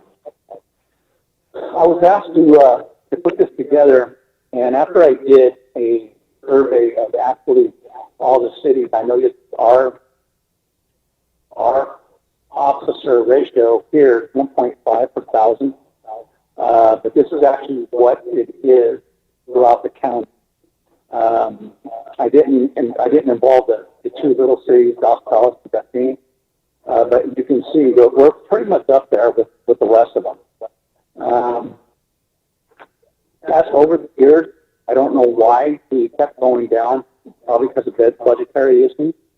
I remember when I was the interim chief back in 2010, I think we had up to 20 officers. We had 2 lieutenants.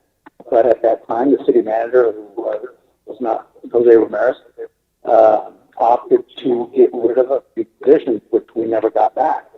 One was a lieutenant, I believe the clerk, and the evidence tech. We have gotten the evidence tech back. It is an important position.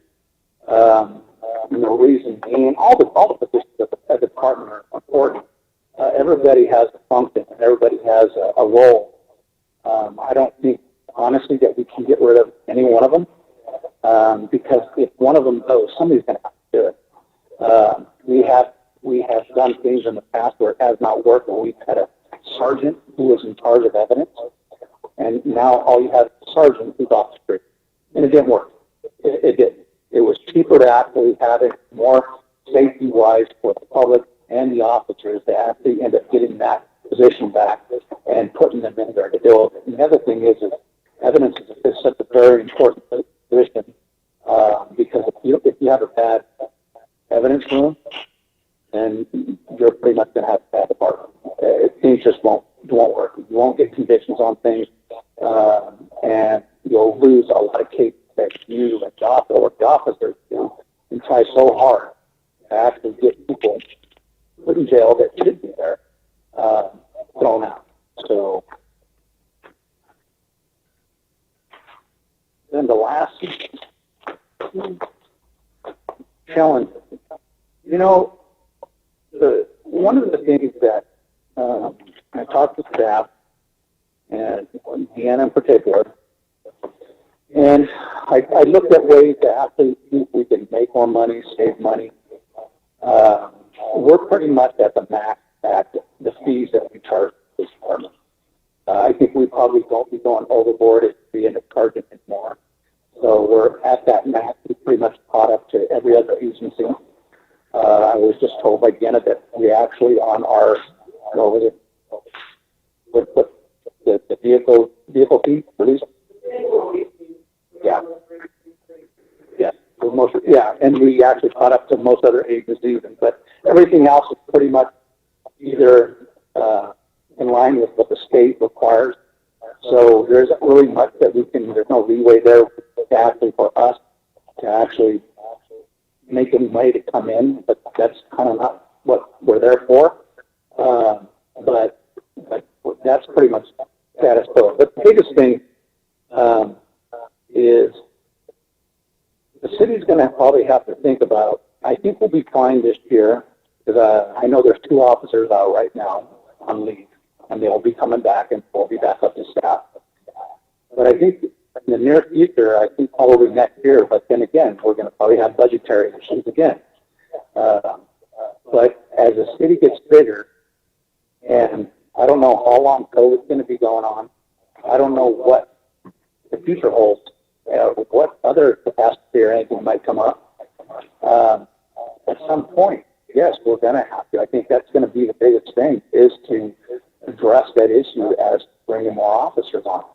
I think we should be okay this year, but eventually I think that is going to be the biggest thing that the city is going to have to be faced. It's going to be faced with.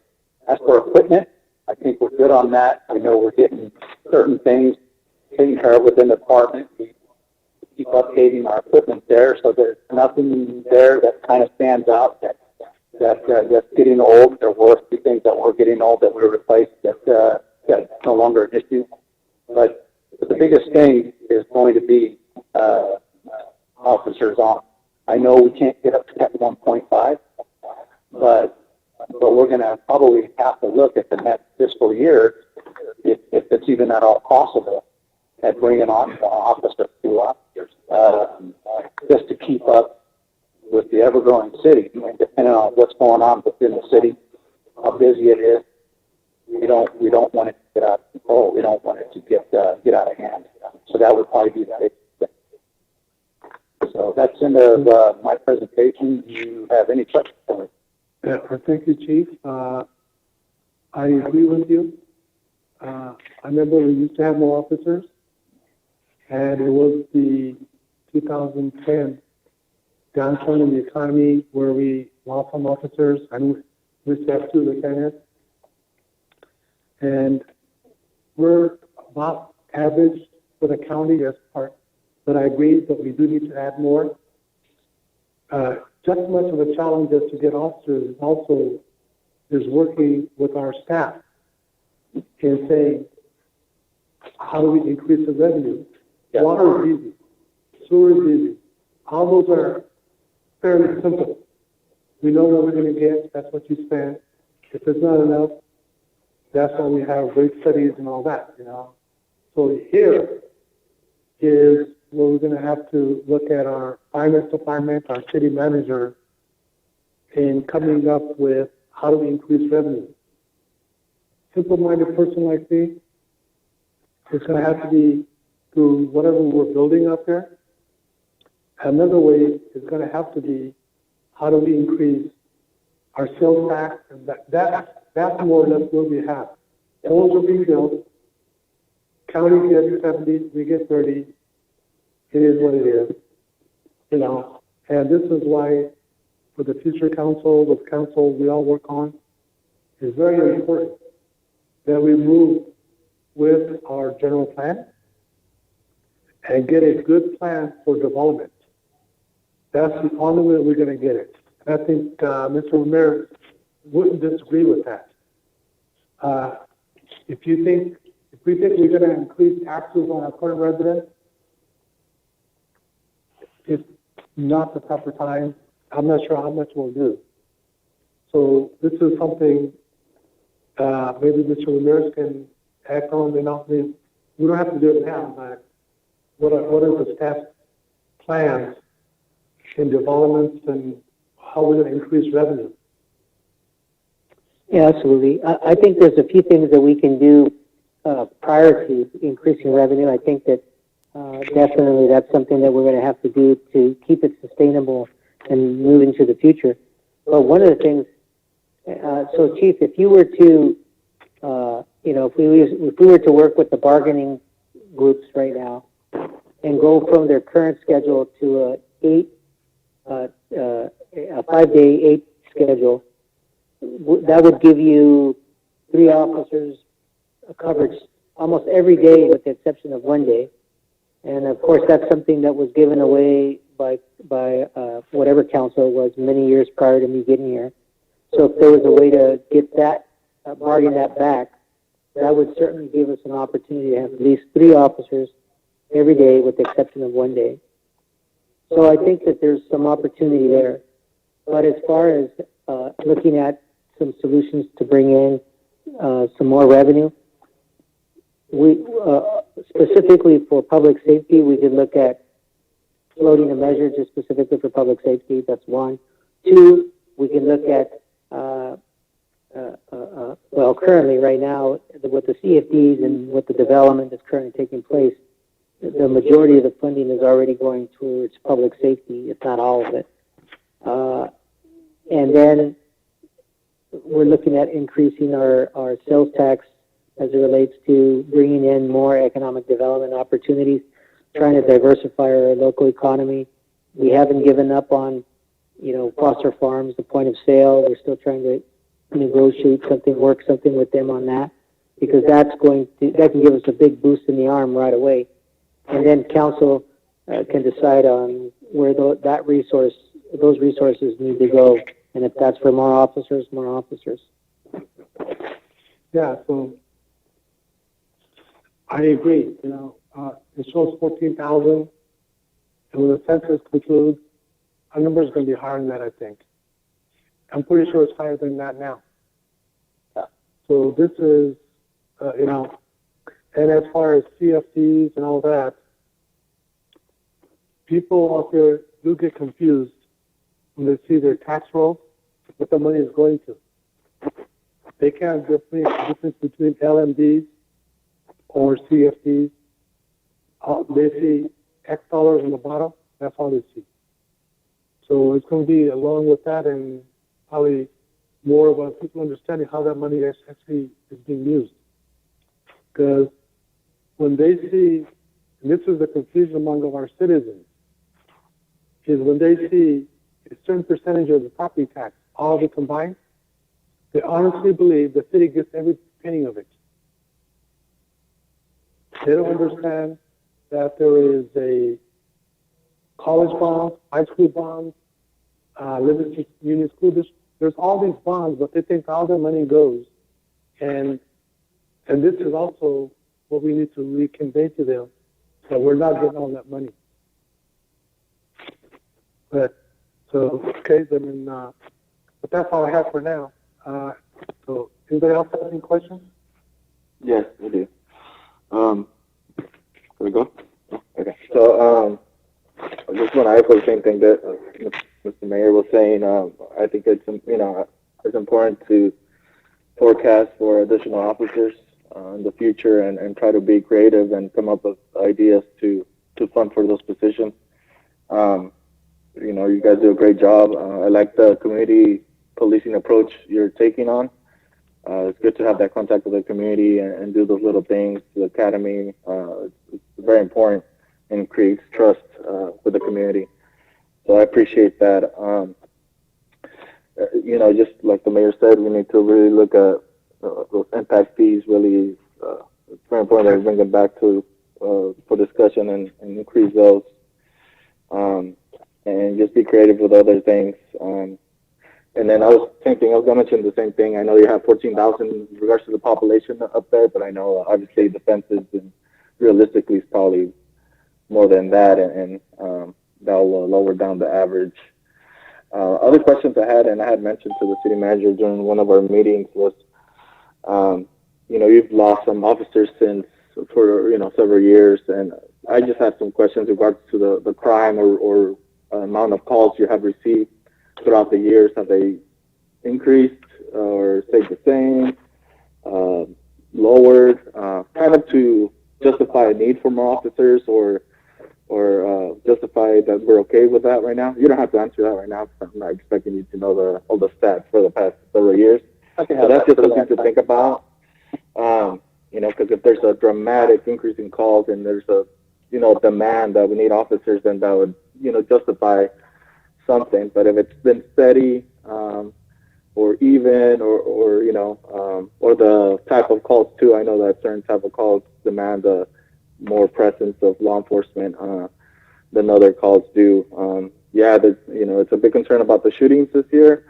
But like you mentioned, I think it's not unique to Livingston. I think it's something that's happening in other jurisdictions. So I would say the underlying condition of that issue is probably the COVID. People are out of work, people staying home, frustrated, and then that escalates certain situations. So I have a question for you. Based on your officers and what they report to you, your observations, is there other underlying issues happening out there? Is there a gang activity more happening out there, or is it mainly the COVID situation? One of the things, like I said, was our domestic violence has gone up. I try to get in and look every morning at what's going on and what's happened over the weekend. I rely on my supervisors to let me know what's going on as well. You don't see, other than obviously the shootings, You know, I'd have to say it's half and half because there's actually been a couple of the shootings that were stated were gang related. We didn't think were. I cannot prove that though. They can't. So it has to go down as gang related shooting unless we can actually prove otherwise. But you know, you go in and you investigate, start looking at all the individuals involved and why, what they're telling you, etc. And then you kind of get an idea, because that's the one thing of the probably asset, or probably the best thing about working in a small city, is you know a lot of people, and a lot of the guys know most of the people who go off duty, and they know what they're doing. So you can say, yes, this is what you're telling me, but I know this didn't happen. However, unless it comes out of the mouth, it has to go down to this, you know. And but we have an idea on some of them, you know. So they're kind of probably like half and half, and we believe some other things might be drug-related feuds over whatever it may have been. On actually one of them that we actually caught the individual. That was just one person who didn't like the other person. So yeah, it's kind of like half probably gang related and half other. Thank you for that. You know, I'm a big advocate, supporter of public safety, and I think living in a small community, growing up here, I think it's very important for other members of the community as well. So thank you for taking that community policing approach. Since you've gone here, you know, making that a priority. Another way, is the traffic committee still active and meeting? Yes. Basically what they do is they meet, they wanted to take an approach that, because some of the people were kind of hesitant going there when we were there, so they actually have a liaison who actually talk to us, have to talk to Sergeant King about the issues that are going on. They've been a little bit more open that way. So I said, hey, we will do what you guys want to do. We went there the first time, both myself and Sergeant King went there the first time, and then she came back to us and said, hey, well, probably hardly anybody showed up. And basically she told us that, hey, is there a way that we can actually just have somebody who I can talk to and convey what's going on within the city, because I think the people will be more open than they have been. They've been giving us a lot more, she's been giving us a lot more information of what's been going on, which streets have been the problem issues. So we've been getting a lot of that and compiling that information. So when we start vamping the stuff really good, we know what areas to target. Yeah, that's definitely good to take advantage of that committee, because then, you know, you hear it straight from people out there in the community, and it's good for communication purposes. So that's really good, and try to preventing those traffic situations. So that's it. Thank you. I had one other item that I wanted to share. In one of the other things, Mayor, that when I got here in 2011, in terms of creativity and looking at increasing more revenue, you might recall that one of the things that we did is we wrapped up and we basically started to do dispatching services to outside agencies. Right now, we have the capability of being able to provide a service to at least one other community, and we've been pursuing that. It hasn't worked out because of certain factors, but we're not going to let up on that. We're going to continue to see if we can get another entity in the surrounding area that might be interested in saving some money and getting good quality service and injecting a little bit of revenue to offset some of our costs in the PD side. That is definitely one of the sources we've been looking at, and we should continue to pursue. So, Councilwoman Batista? I don't think you have your... We can't hear her, Mayor. I told her. So in the proposed budget, there's a $96,750 proposal for special projects. Can you tell us a little bit about those? Okay. Thank you. Yes, the $96,000, $95,000 is going to be allocated to the roof repair for the police department. And this is something that we have been trying to get completed, a project that we've been trying to get completed for the past 6 months since I got here. And we were, like we were able to hold off and include it in this budget process so it can be reviewed and it can come to you for your approval. But the chief and the occupants of the building will probably be able to share a little bit more of like how much of their need for the roof project, but $95,000 is for that project. Actually, there's been 2 repairs on the roof since it's been built.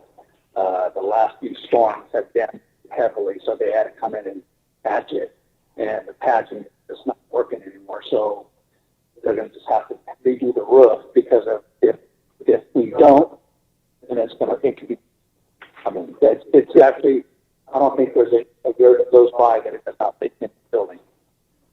So, and then we have computers, servers, and everything else, and we really can't afford losing any of that stuff at all. But even with that, have the boost development impact fees where you have facilities, office, and maintenance for $206,855. Does that also include the roof repairs? No, what we have done, well, the impact fees, we can only use it as far as we can only use those funds within the amount of growth or new population, so we can't really justify the full cost of the police department roof repair for those through those impact fees.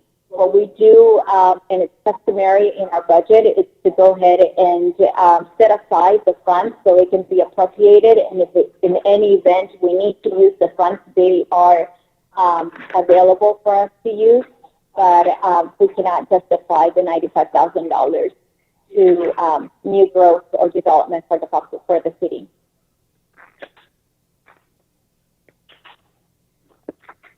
Okay. Is Maria, are you done? Or? Go ahead, Mayor Pro Tem. Okay, I know the city manager mentioned to go back to bargaining units and go back to 8 and 3 officers. That all sounds good. However, once you put 3 officers on a schedule, they're going to want now you got to consider time off, sick time, vacation time. I mean, all those factors, and I think if you go to 8, this for the chief. I know you guys have to work everything out or present it, but just my experience, you go to 8, that's going to create a way more overtime for the department. I mean, because obviously, like I say, people need time off and stuff, so I don't think myself that will work. So that's just my opinion on that. If we go to 8 for these officers, I mean, you're going to create a lot of overtime that's going to need to be paid out. And the other thing is, I just want to tell the chief thank you for addressing the issues that I have brought up to you. And really quick, and it's worked out. So thank you for everything you've done so far, and look forward to working with you. No problem. Thank you. Chief, why don't you, with city manager and finance, give us your projections of what you anticipate overtime to be if we do go to 8-hour shifts. Can you make some sort of analysis for us? Yeah, I can do that. Yeah, that way it would be, I think, will be good. We can say based on what we have now, and here's what you said. Would that be sufficient, Mayor Pro Tem? But it's also. But I'm sorry, Chief. Go ahead. Oh, just so you are, it is an MOU issue. So, No, outside of the MOU. Yeah, gotcha. Yeah, outside of the MOU. Okay, I can do that. Is that okay with you, Mayor Pro Tem? Yeah, that was exactly what I was going to say. It was MOU Perfect. and how many officers are needed and stuff. But me, myself, or are you guys on 12, right, Chief, right now? One shift is obviously on 12 because of the fact that we have people out on leave, but they're supposed to soon to come back, and they'll go back to 410s. We actually have 2 squads. One squad is on 410s right now because they have the proper proper amount of persons on that squad. Oh, okay. Okay, Chief. Yeah. Thank you. Okay, thank you. Councilwoman Batista, you have anything else? I think we cut you off. Apologies.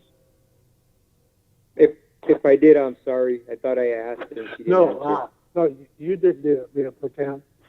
I gave you the permission, so I think she was done, but she said she was done, so we're good. Okay, my bad. Thank you. No, you're not bad. We're all good. So, okay. Any other questions for the Chief? Thank you, Chief.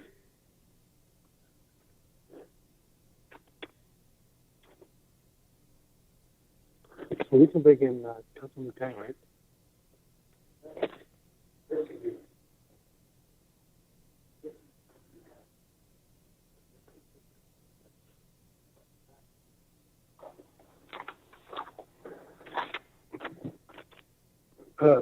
Before you begin, Councilmember Kang, are you still online?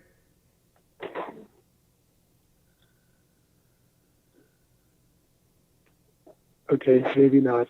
If Councilmember Kang comes online, let him know that the police department portion is over, so he can't participate again, either remotely or in person. Go ahead, please. Thank you. During the last budget workshop that we held on August 6th, 2020, it was brought up as a question in regards to the amount that it is collected through county property taxes that are allocated to the fire department. So we put in a slide for council to review, and this is a historical slide for the past 10 years of what has been the property tax collection and the county allocation that it is set aside for fire department services. So right now, as you can see, this revenue has Councilmember King. has continued to show an upward trend.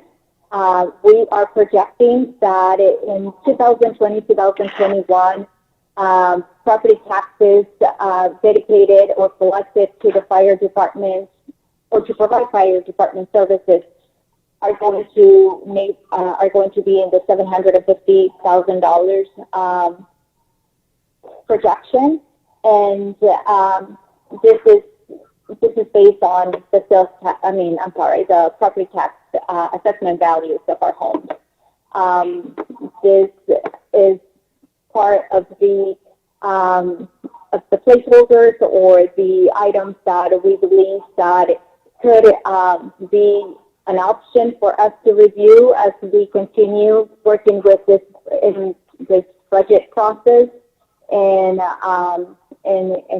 we would definitely consider that collecting this kind of revenue, it could potentially, we can look into how it can play into having some of those services or those fire services be provided in-house.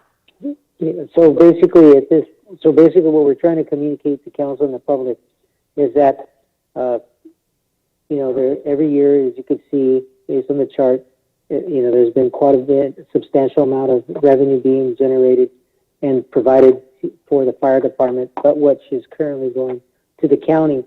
So, we would like to get direction from council at the appropriate time to look at, an analysis, putting together some type of study that looks at the viability of, providing our own in-house police department. Because currently, the way it stands in the agreement that we have is it's a 60-40 split. However, the county has been taking basically all of the funding, and so that's kind of where we are. Yeah, thank you, Mr. Ramirez. You and I have been working on this for a while now. Each year, the amount of city allocation increases, but we still have that one firefighter, and we have great volunteers, and even, there's nothing to say that our folks aren't capable. They're doing a great job, but I think we're pretty much now subsidizing the county on their services. No? Yeah, okay, you were shaking your head, so I thought maybe you're saying no. But I absolutely agree, and I think I don't think anybody in the council is going to disagree. But we need to get good analysis on and if we can do this in-house. Because based on that, you know, we could still partner with the county, but maybe we could charge them back for services outside of the city. But I don't know whatever it's going to be, but I think we definitely need to look at that one.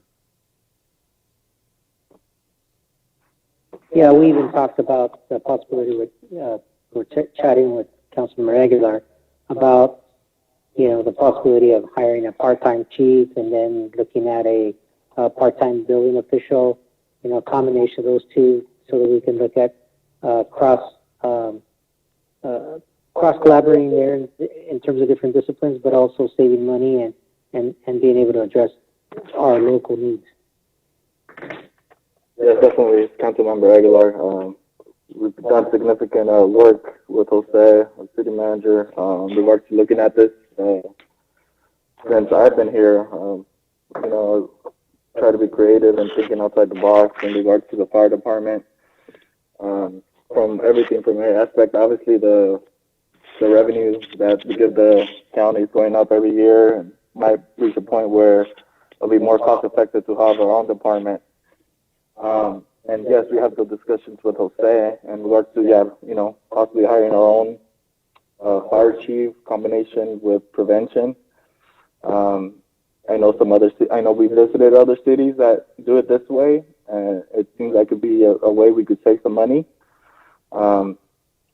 And also be creative in regards to having a second firefighter. The only thing I'll be cautious in regards to having our department and what we currently have is that we do give this money, but they do provide dispatching services, training, so all those other things. Are we? Do I think right now are we able to have our own fire department? I'm not sure, but eventually I think we are going to reach that point, and we have to be ready and prepared for that. And that taking those steps in regards to hiring our own fire chief, it's necessary to plan for the future. You know, the first thing I said when I got to council was that we needed to plan for that future in regards to providing our own services with a new station, a fund for equipment replacement, and stuff like that. So I'm glad that we have our own new fire station capital fund, which I met with our finance director and discussed that in detail. You know, the Type 6 was also a way of also providing more coverage in town, but to create revenue for a fleet replacement, which our Type 6 I think is still currently out. I'm not sure, Jose, actually. It's still out. So yeah, definitely we had numerous discussions and a lot of work done and visiting other stations, other departments, touching bases. When I went to D.C. with the one-way trip, talked to FEMA in regards to grant opportunities and funding. So we've done a lot of legwork, a lot of background information and discussion. So, Jose, if you're looking for direction to do an analysis in regards to if it's viable at this point, I would say, you know, do it. I know you guys are busy and have a lot of stuff going on. But in the next few months, or I don't know how long, we do need that analysis to be able to really have that discussion and really see where we're going to go in the future. The town is growing. It's going to be a point where we're going to need 2 stations. Our coverage as it is very minimal. We do have 1 full-time firefighter, and luckily we have the best volunteer company in the county. Here. But let's say, for whatever reason, there's a code blue, there's only 1 firefighter doing compression. For whatever reason, no volunteer shows up. What are we going to do? Or somebody's station's on fire, or somebody's house is on fire. 1 firefighter shows up. We're waiting for the Delhi to show up. You know, what are we going to do? So we have to consider all of that. It's real, and it's significant and affects the community. And that's why I've been advocating for fire services since day one. Let's do that analysis. Let's really work with the county in regards to the tax revenue. I think it should be a separate contract, a separate discussion. although it does relate somehow to tax revenue, this is completely different and separate and should be treated as such.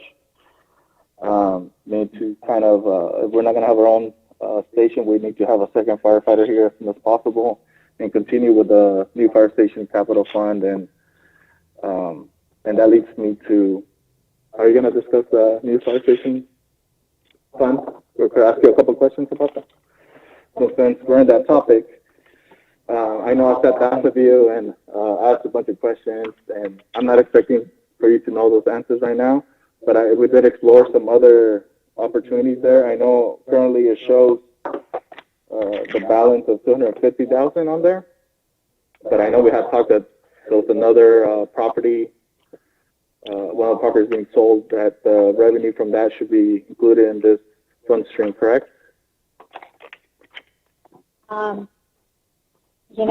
I did some research on the properties that the city had for sale. I was able to find out that back in 2017-18, that's when we sold the property on Tahama, right? And you can see that from the historical tables here. I'm on page 76 of the new fire station capital fund, that we have collected those $250,000, and that's the $250,000 that you see historically being put away in the reserve. And from my research, there is a property on Olive Street that it has been on the market for $165,000, and I reached out to the escrow company, and they said that the sale is still pending, so it hasn't. The city has not received those funds, so we don't have them, and we don't have the funds on hand. I cannot show them that we have. Yeah, correct. But that'll be something that hopefully, if it goes well, will be added to that.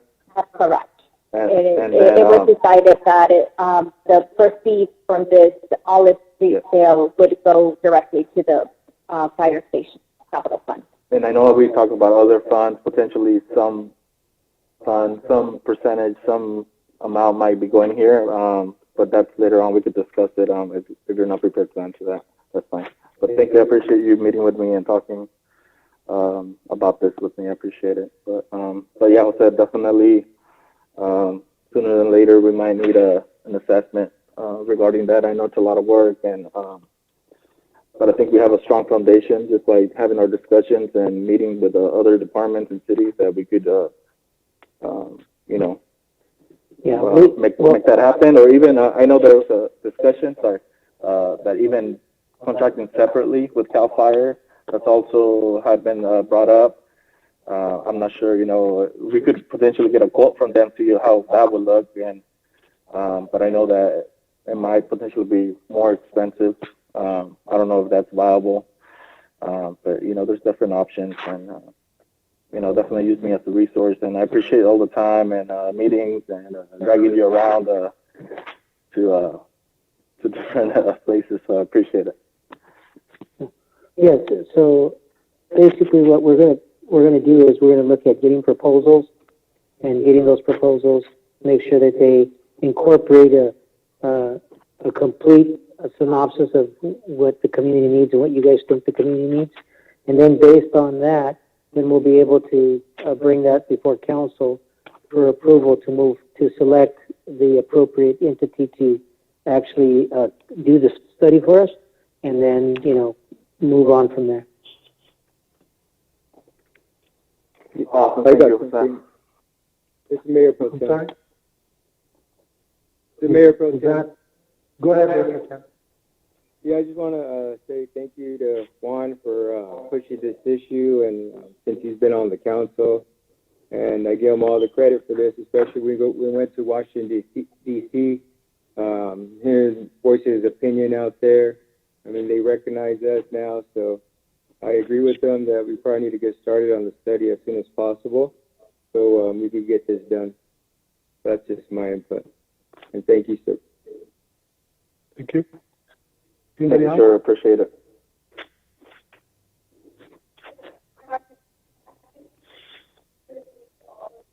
Your mic's muted.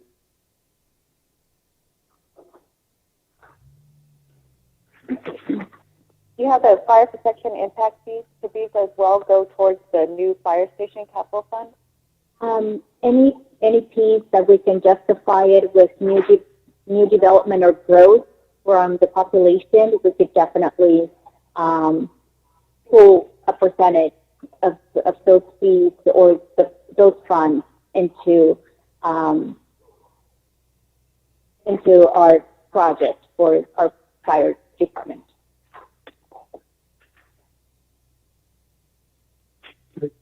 Continue, please. Monica, next slide. Thank you.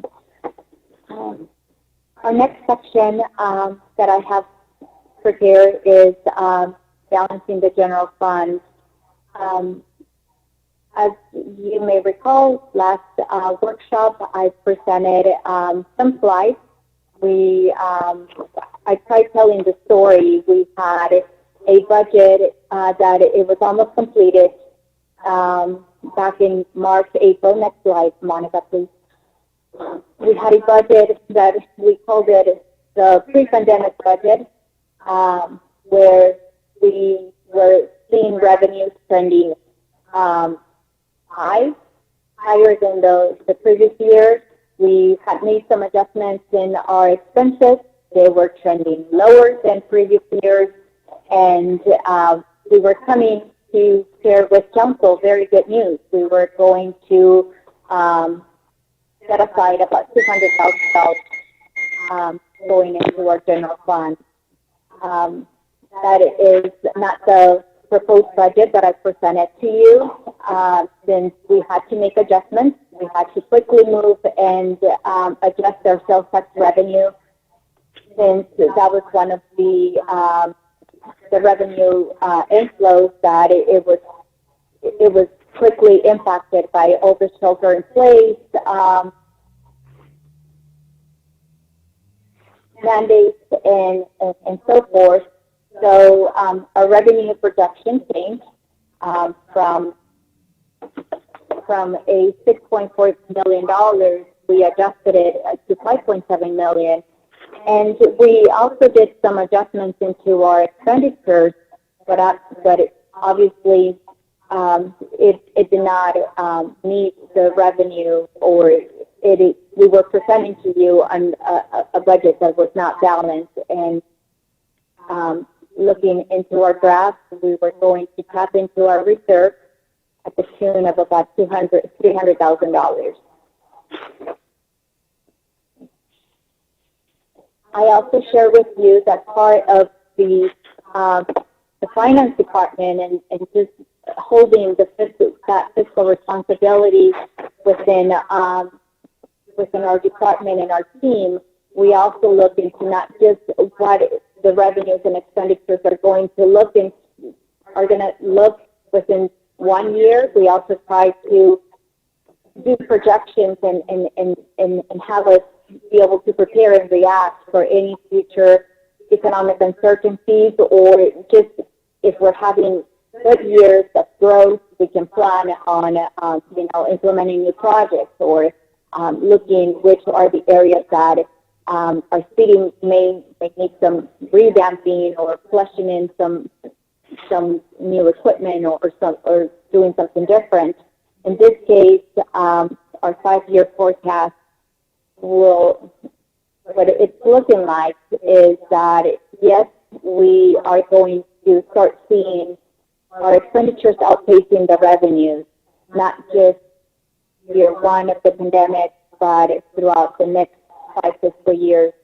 And each time, each of these expenditures continue to grow, they continue to tap into our reserves, and at some point, we would completely deplete the $2.7 million in reserves that we've had to leave us somewhere around in the neighborhood of $3,000. I'm sorry, $300,000. And that really is something that we want to share with council, that we need to take some direction and take some decisions today in order to be able to change the course of our savings and hopefully not deplete them to this level. Next slide, please. I have a quick summary of for you for what we have in our proposed budget. Our revenues in the general fund, we're looking at collecting about $5.7 million in revenues. Our expenditures are at $6 million. And as I mentioned, we have a budget that our expenditures are higher than the revenues, so it's not a balanced budget, and we would be showing a deficit of about $279,000, which rounded up to $300,000. Our estimate for the general fund as of July 1st, 2020, they are at $3 million. And taking this deficit, we are projecting that our general fund balance will, at June 30th, 2021, would be at $2.7 million. We came to you with some proposals or some recommendations of what we can do. And if we can go to the next slide, Monica. And I prepared a table, and I put them side by side, so you can see what we were talking about, workshop number 2 on August 6th, and what is different that we're presenting to you today, workshop number 3 on August 25th. In our first workshop, our second workshop, we were talking about freezing positions in order to balance the general fund. We were talking about implementing furloughs in order to achieve some savings and set us into a path to not deplete our reserves in such a fast and quick fashion that we were seeing in our 5-year fiscal forecast. We also talked about the need to look into different user fees. We had mentioned that we were in the process of looking into the recreation fees.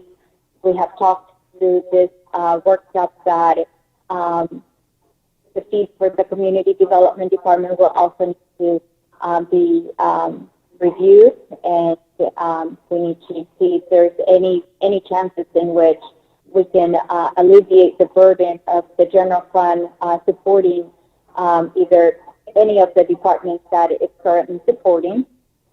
And then we also talked about some organizational restructures, and definitely bringing up the analysis for the fire department revenue that definitely comes into play to some of the organizational restructures that we will be doing that homework, and we'll be presenting to council on how we can redirect some funds to the city and also provide and extend services that we are currently providing.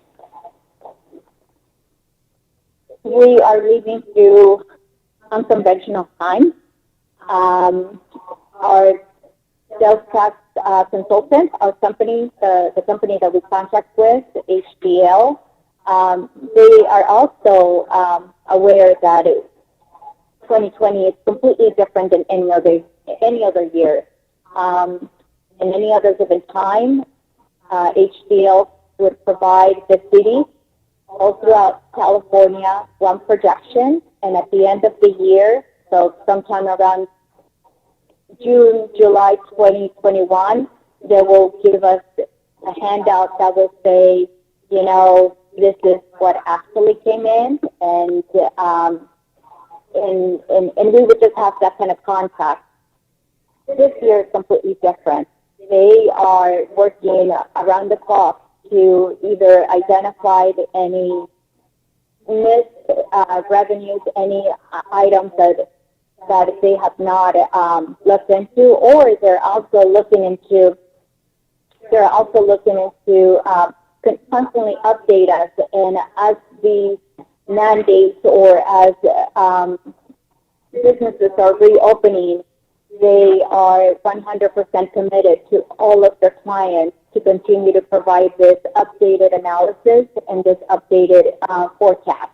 So instead of getting just a one-time or two times a year projection from our tax consultant, we are getting them either quarterly, and at some point they will just prepare something for us if they think that it's completely significant for our city.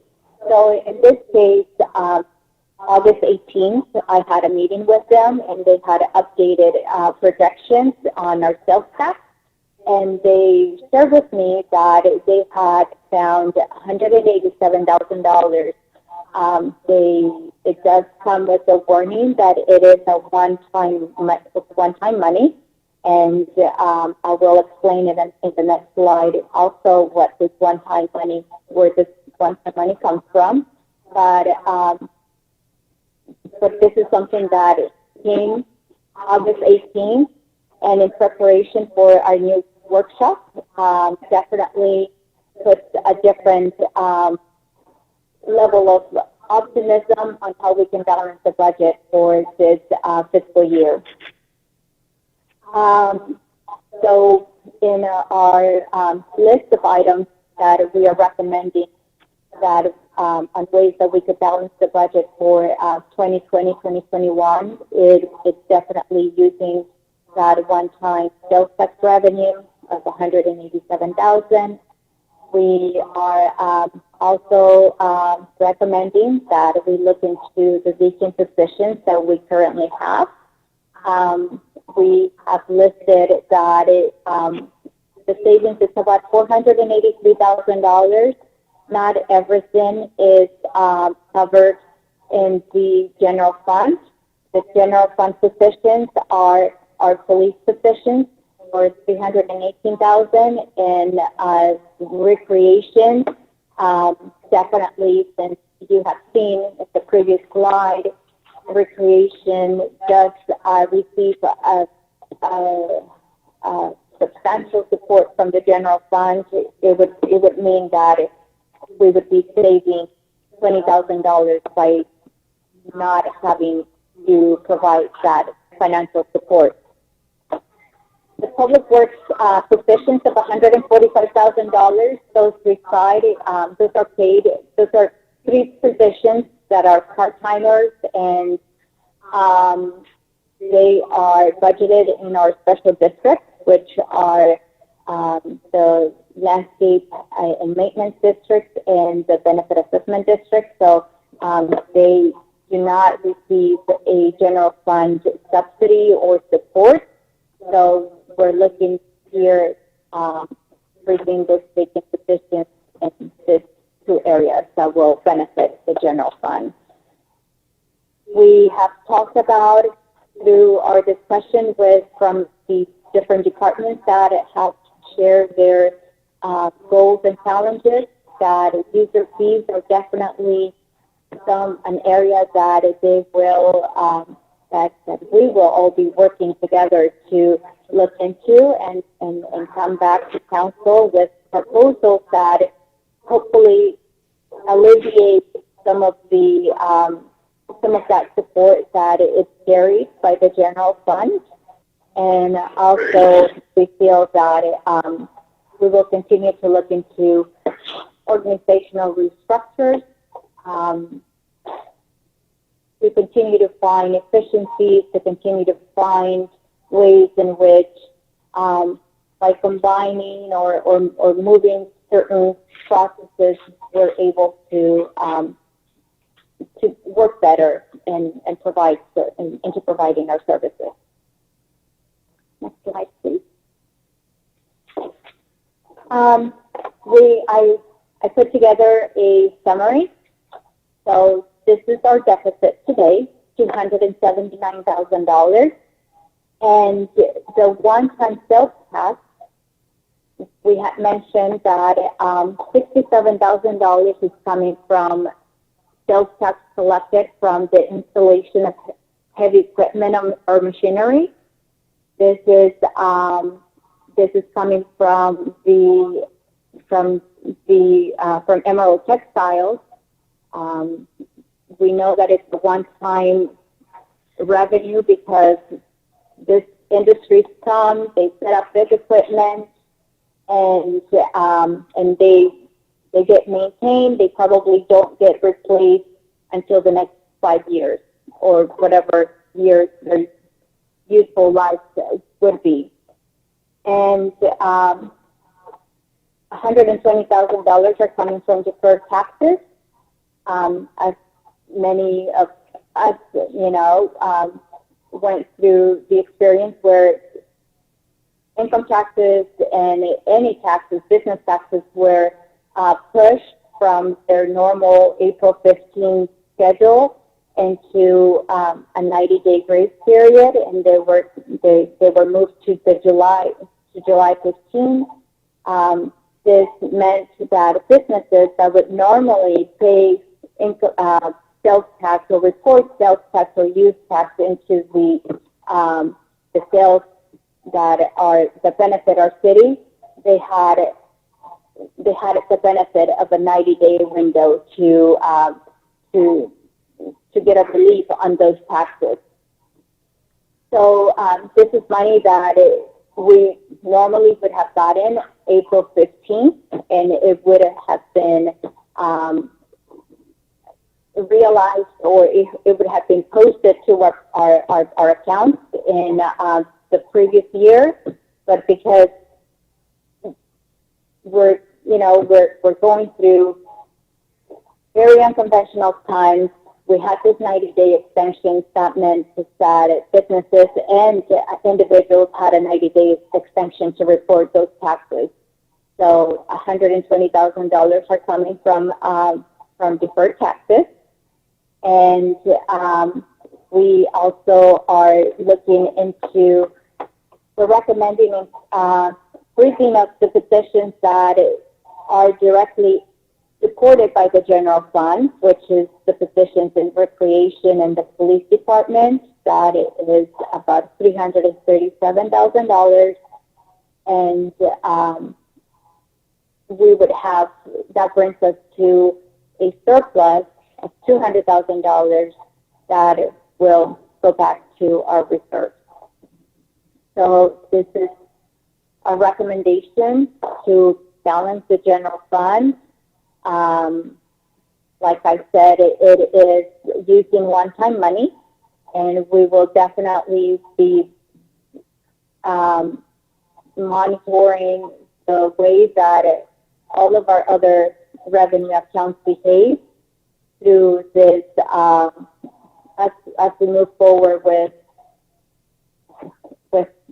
the cycle of this pandemic and the effects of the pandemic as well. Yeah, and preparing ourselves and being prudent moving forward into next year, because next year the property tax usually lags a little bit behind the sales tax, and so we anticipate a decrease there. So next year hopefully is not as hard, but doing everything we can now in preparation for next year would be great. Thank you.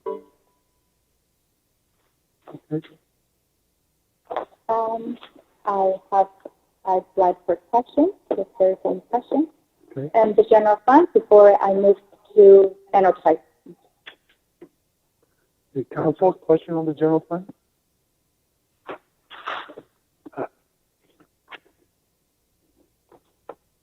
I have more of a comment than anything. Don't think that 244,000 is there. We don't know how much we're going to get or what's going to happen. That's not a whole lot of cushion. So let's not. I agree wholeheartedly that we should these positions because we really, really don't know. If you hire somebody, then June 30th is a few months away. It comes in faster than we think. If we hire, then we don't want to lay off. So I'd rather just leave it the way it is. So thank you. Let's go ahead and go to the enterprise fund, please.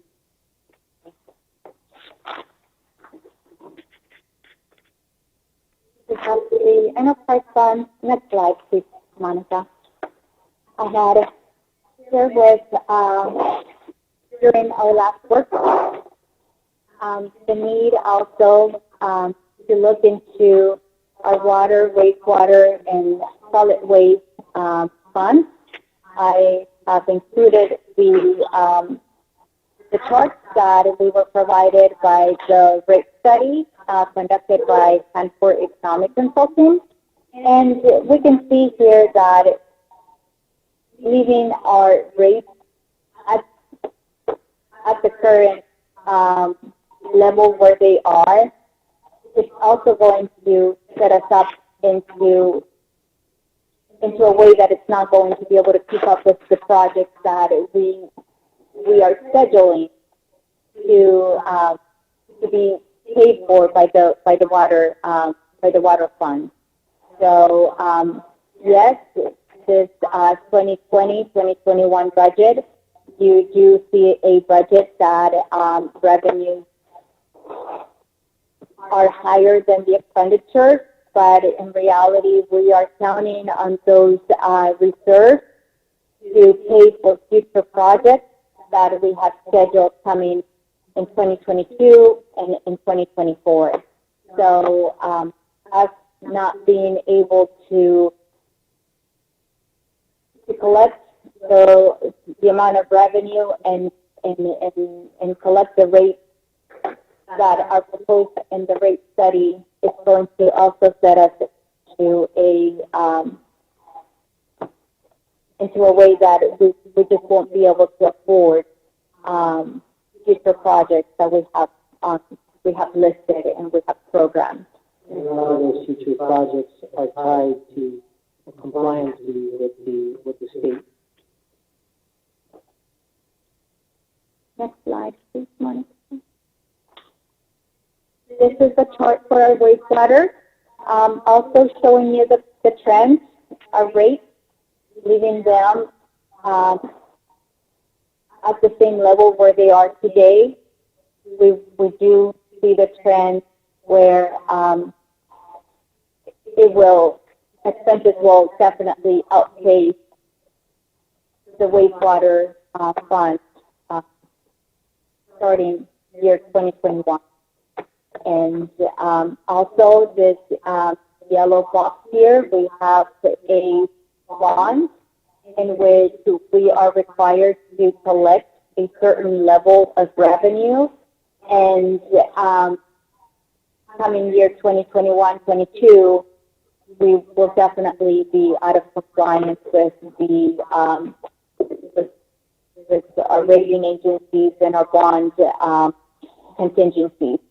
So it is very important that we keep up the pace and that our revenues meet the requirements of our operating expenditures, our debt service contingencies, and any other, and they also cover any projects that we have pending in our sewer fund. This is our sanitation revenue, and the rate study indicates that come year 2021, we are probably going to be very close, our revenue and our expenditure, leaving our rates at the same level. But come year 2022, we definitely start seeing that gap between our revenues collected and at the current rate, which is this line here, and the cost that we need to start, that we incur in our sanitation revenue. This is provided by a contract. The contract has cost of living, inflation factors that go in automatically, and if our rates do not keep up with the pace of that contract, with the contract term, we definitely are going to start seeing that we won't be able to meet the expenses or the levels of expenditures by the money that we're collecting from our sanitation services. We talked about the enterprise fund. We talked about looking into or continuing with our user fee study. We had a rate fee study finalized in November, and we conducted workshops back in March, early 2020, between February and March, right before shelter-in-place mandates were put in place. And in our rate study, it was recommended that the rates that were formulated from the study would be applicable or would be effective as of May 2020. We have had a moratorium on our study and all around our services, startups in our water service and penalties as well. But also at the same time, we feel that continuing with the rate study, it will be something that definitely will help the enterprise fund to continue to keep up with the services and with the demand that they are expected to provide, whether they are because of bond obligations, debt service, or future projects that we need to comply with. In addition to that, we, of course, because we're not shutting anybody off, because we're not collecting any late fees, etc. It comes.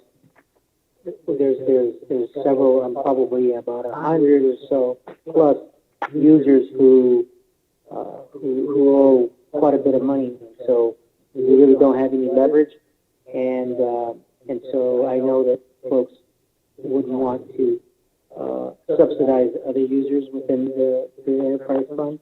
So that's another reason why we're suggesting and we're recommending that the council look at adopting the rates starting January 1st of 2021. And what we're recommending is what the fees that we're going to start for water and sewer in May be the same as the start of January 1st of 2021.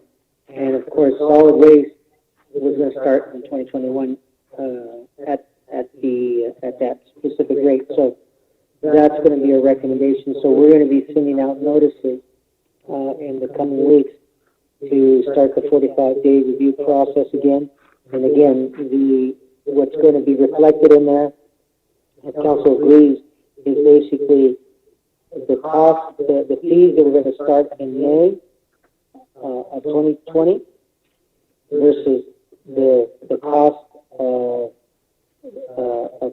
January 1st of 2021, and the cost associated with solid waste, if you guys can follow me, which was not going to start in May, is the cost originally January 1st of 2021. So that means that we look at from now until the end of the year, in terms of we have a timeline in terms of when we need to do everything, and we believe we have enough time to have the ordinance in place and the resolution in place to start a January collection of fees. Just so we can start the timeline, I did prepare a visual for all of you. I mean, we consulted with Hanford Economic Consulting, and in order for us to be able to meet the January 2021 implementation of the rates in the rate study, we have to start next week. So in order for us to be able to meet this date, we need to start conducting the Prop 218 process. That would be getting direction from council to start the 218 process on September 1st. So notices would be mailed between September 2nd to the 4th. In order for us to be able to meet that 45-day window, of noticing our residents or our customers of Prop 218. In October, we would be looking into a public hearing on the 20th, and during that public hearing, we would be adopting the rate.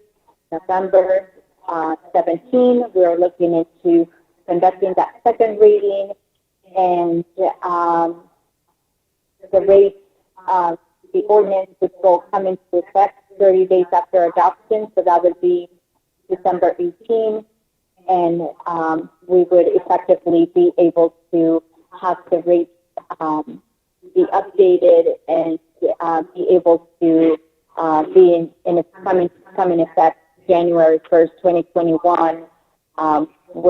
It will be based on the previous month or December's meter readers, and that's where our customers would see. So in order for us to be able to meet this recommendation, we do a very quickly approaching timeline for us. And if we go back to the previous slide. So this is our user fee, one of the balancing strategies that we're recommending, and also are recommending to freeze those vacant positions. I had shared that $483,000 would we realize savings from old funds. Police and free can definitely provide a direct release to the general fund. But there are 3 positions in the Public Works Department, and although these positions are part of the district, they also have a percentage that is allocated to the enterprise funds because they provide some sort of maintenance to those treatment facility plants or the surrounding area. So that's how those freezing the positions for throughout the city, it will benefit our enterprise fund. And if you have any questions. Council, any questions? Just to clarify on the utility increase, we go to the next slide, please. So it has to, so it will be adopted or voted on our next meeting? We need to the next meeting is just basically, we're going to send out the notices. We have to send out the notices, so we want to, actually I would like to start now printing them, and then that way we can send them out. But you guys won't look at adopting anything until after the 45-day period, which would be the 20th of October. So we send out the notices, and then we'll have the public hearing, and then when will the council vote on October 20th? Okay. Perfect. That's all I wanted to know.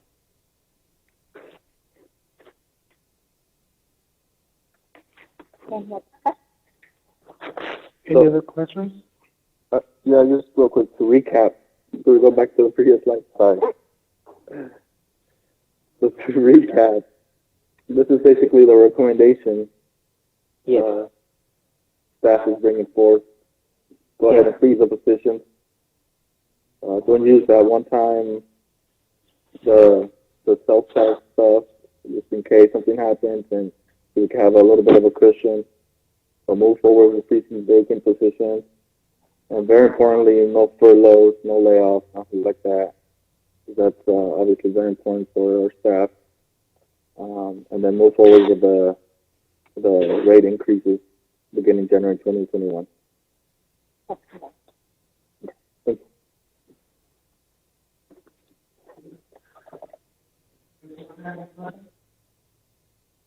This Mayor Pro Tem, Am I up?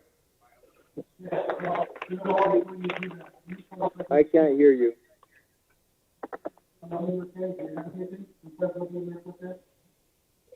Can't hear you. I can't hear you. Can't hear you.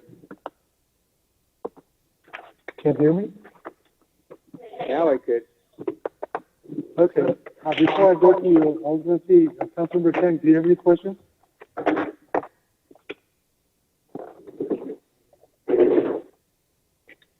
I'm sorry, Gaval, did you say something? Yeah. Do you have any questions before I go to Mayor Pro Tem? No, negative. Okay. Mayor Pro Tem, go ahead, please. So I'm up now?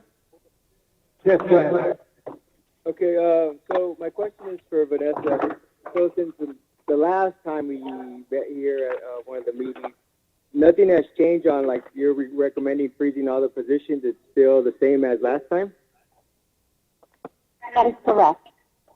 Okay, so it's still the same, and then, so we find money somewhere, or where the city manager says that we got, but we're still freezing positions.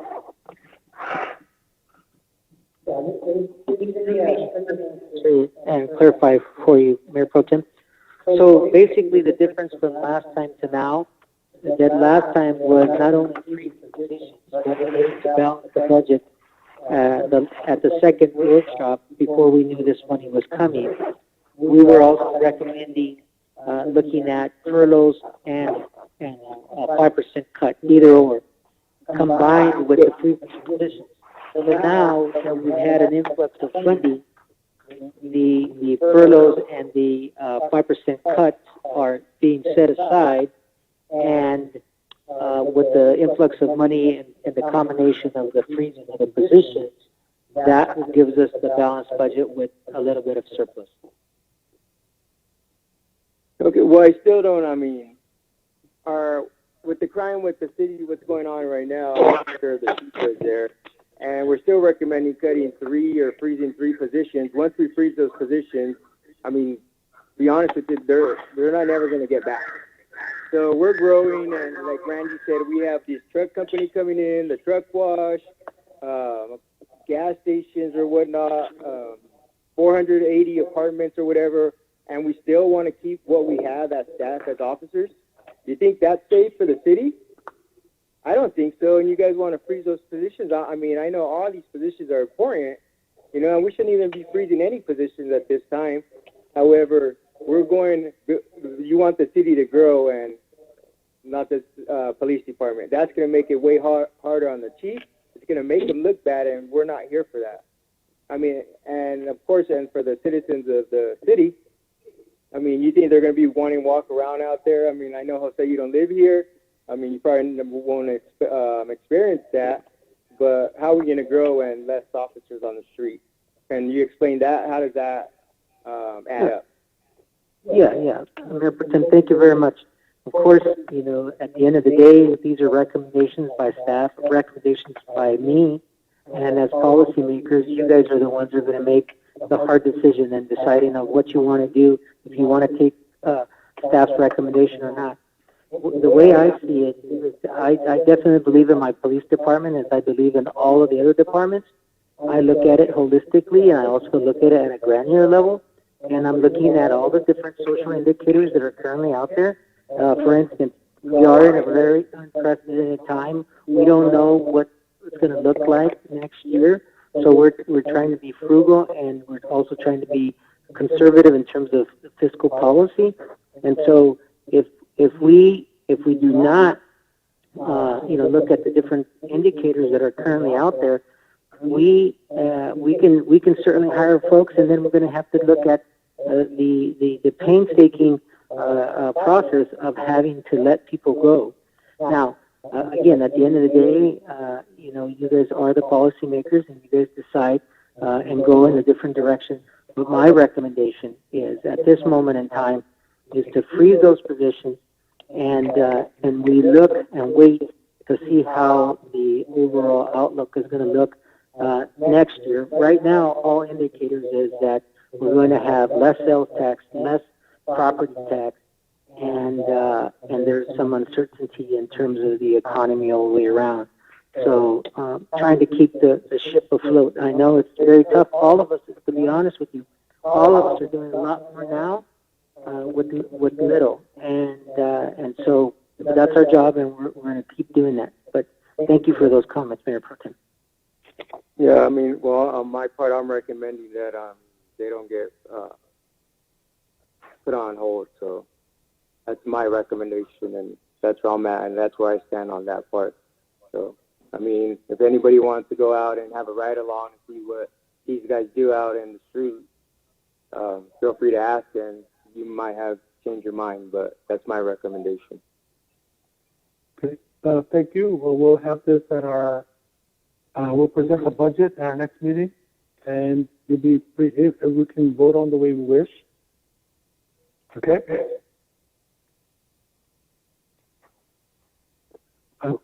Councilwoman Batista, you have any questions? Okay. Any other questions? I just want to say thank you to staff. I know you guys worked very hard on this, long process, a lot of work, a lot of time. It's very consuming.